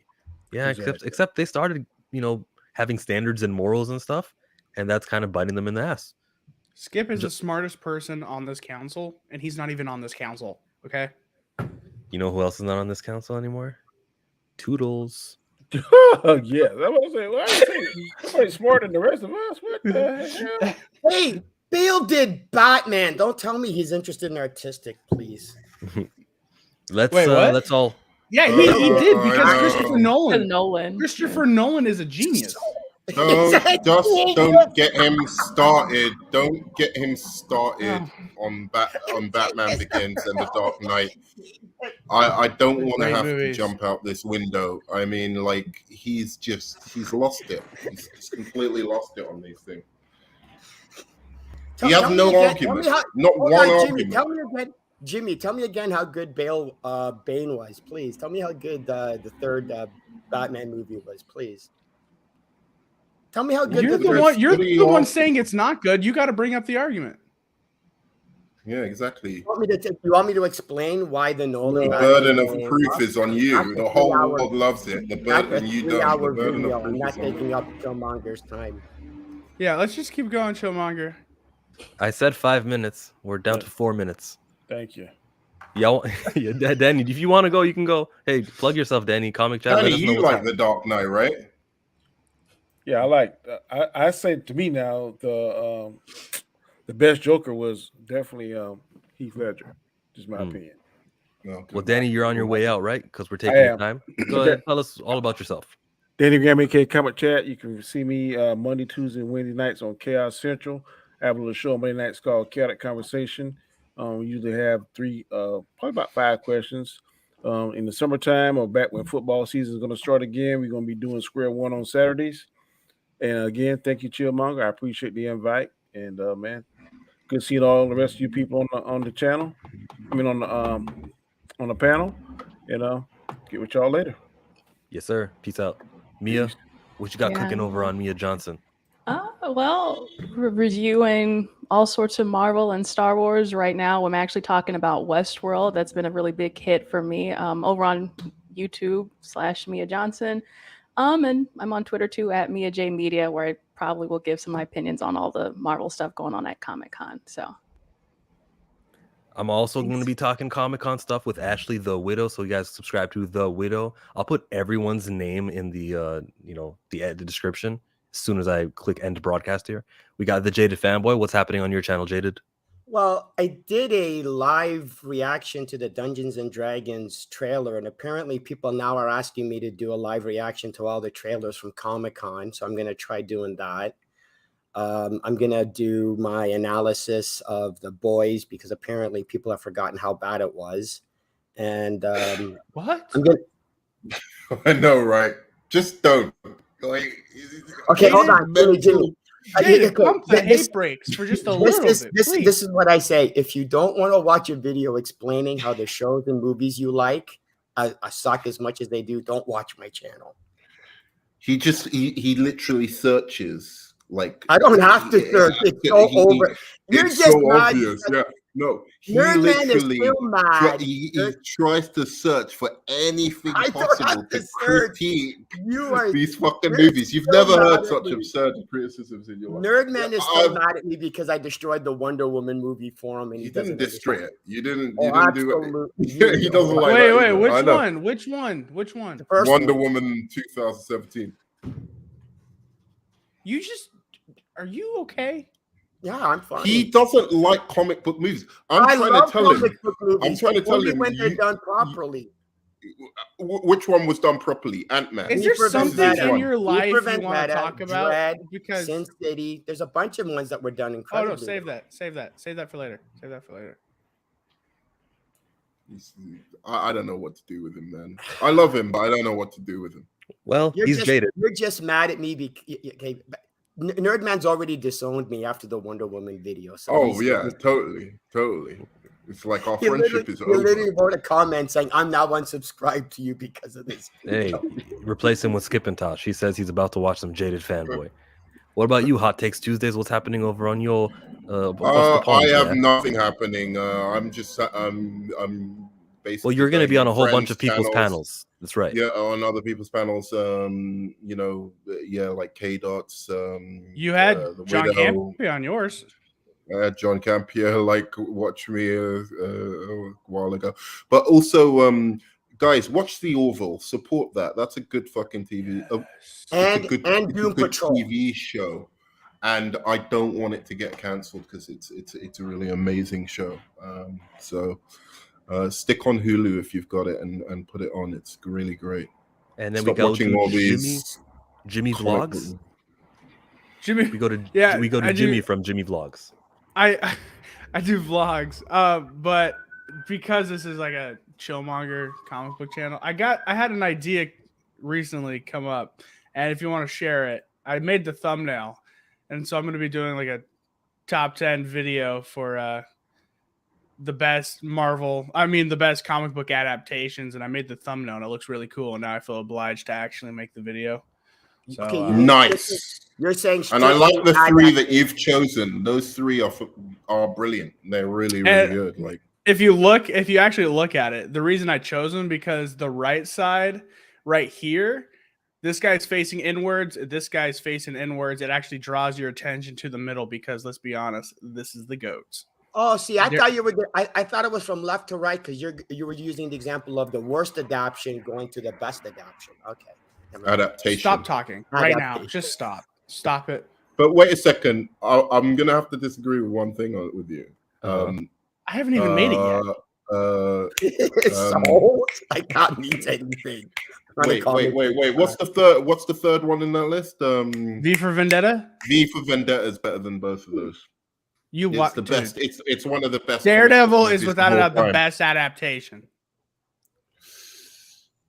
No, I still say V for Vendetta. I that movie amazes me. It gets better and better every time I watch it. And Daredevil's really excellent. It's really, really good. All three of those are good movies. Or good TV show or movies. So it's. Jimmy looks like Courage, JD. Couldn't you be streaming Fall Guys? You know what? I do. I trimmed my beard. My beard used to be like out to here. I recently trimmed it, and now I do. It's weird. You weigh yourself after a beard trim to see what it took? It was probably like half a pound. Like it was. It was wow. I've heard like sprinters say every millisecond counts, and they shave their legs. That's why they shave their legs. Yeah. My best friend in high school, he had really long hair, and to make weight one time, he shaved all of it. Like he had long hair. So. What's your favorite comic book movie, Mike? Jaden? It's in the description. We all know what my favorite comic book movie is. It's Rise of the Silver Surfer. Come on, it's got the Silver Surfer. Are you serious? It's got the Silver Surfer in it. Yeah, it's to be fair. I am a Silver Surfer fanboy. I understand that one. I don't care how bad the movie is. I don't care how. I mean, hold on. I'm not saying Rise of the Silver Surfer, the movie is good. It sucks, but it has the Silver Surfer in it. Yeah. I get. I don't go. You know what my favorite movie is? What does he mean here? What does he mean? Chillmonger's coach isn't white anymore. What do you mean? I don't know. Aren't you a sports fan? What's your sport? What's your favorite sport? Basketball. All right. What's your favorite basketball team? Toronto Raptors. All right. Is he white or black? Nick Nurse, white. Oh, then I have no idea what he's talking about. Maybe the Raptors changed their coach and they just fired Nick Nurse. Is that what you mean? Probably what he means. Like if he had said Chillmonger's favorite couch. He meant couch. Oh, I'm reading coach. Okay, is that how you spell couch also? My mistake. No, that's not how you spell couch. No, he corrected it in the chat.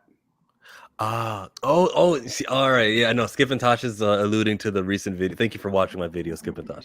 I said recasting and reskinning these characters is stupid because look, I put like a white sheet over this couch and then I go like, look, it's white in this iteration of this video, but next time it's going to have the same like dark skin tone to it. Did I really do anything? No. For this little short period in time, you guys casted a white, or rather a black Magneto. Whoop-de-doo, what did that really accomplish? Because the next time you see me on Chillmonger, it'll be black again.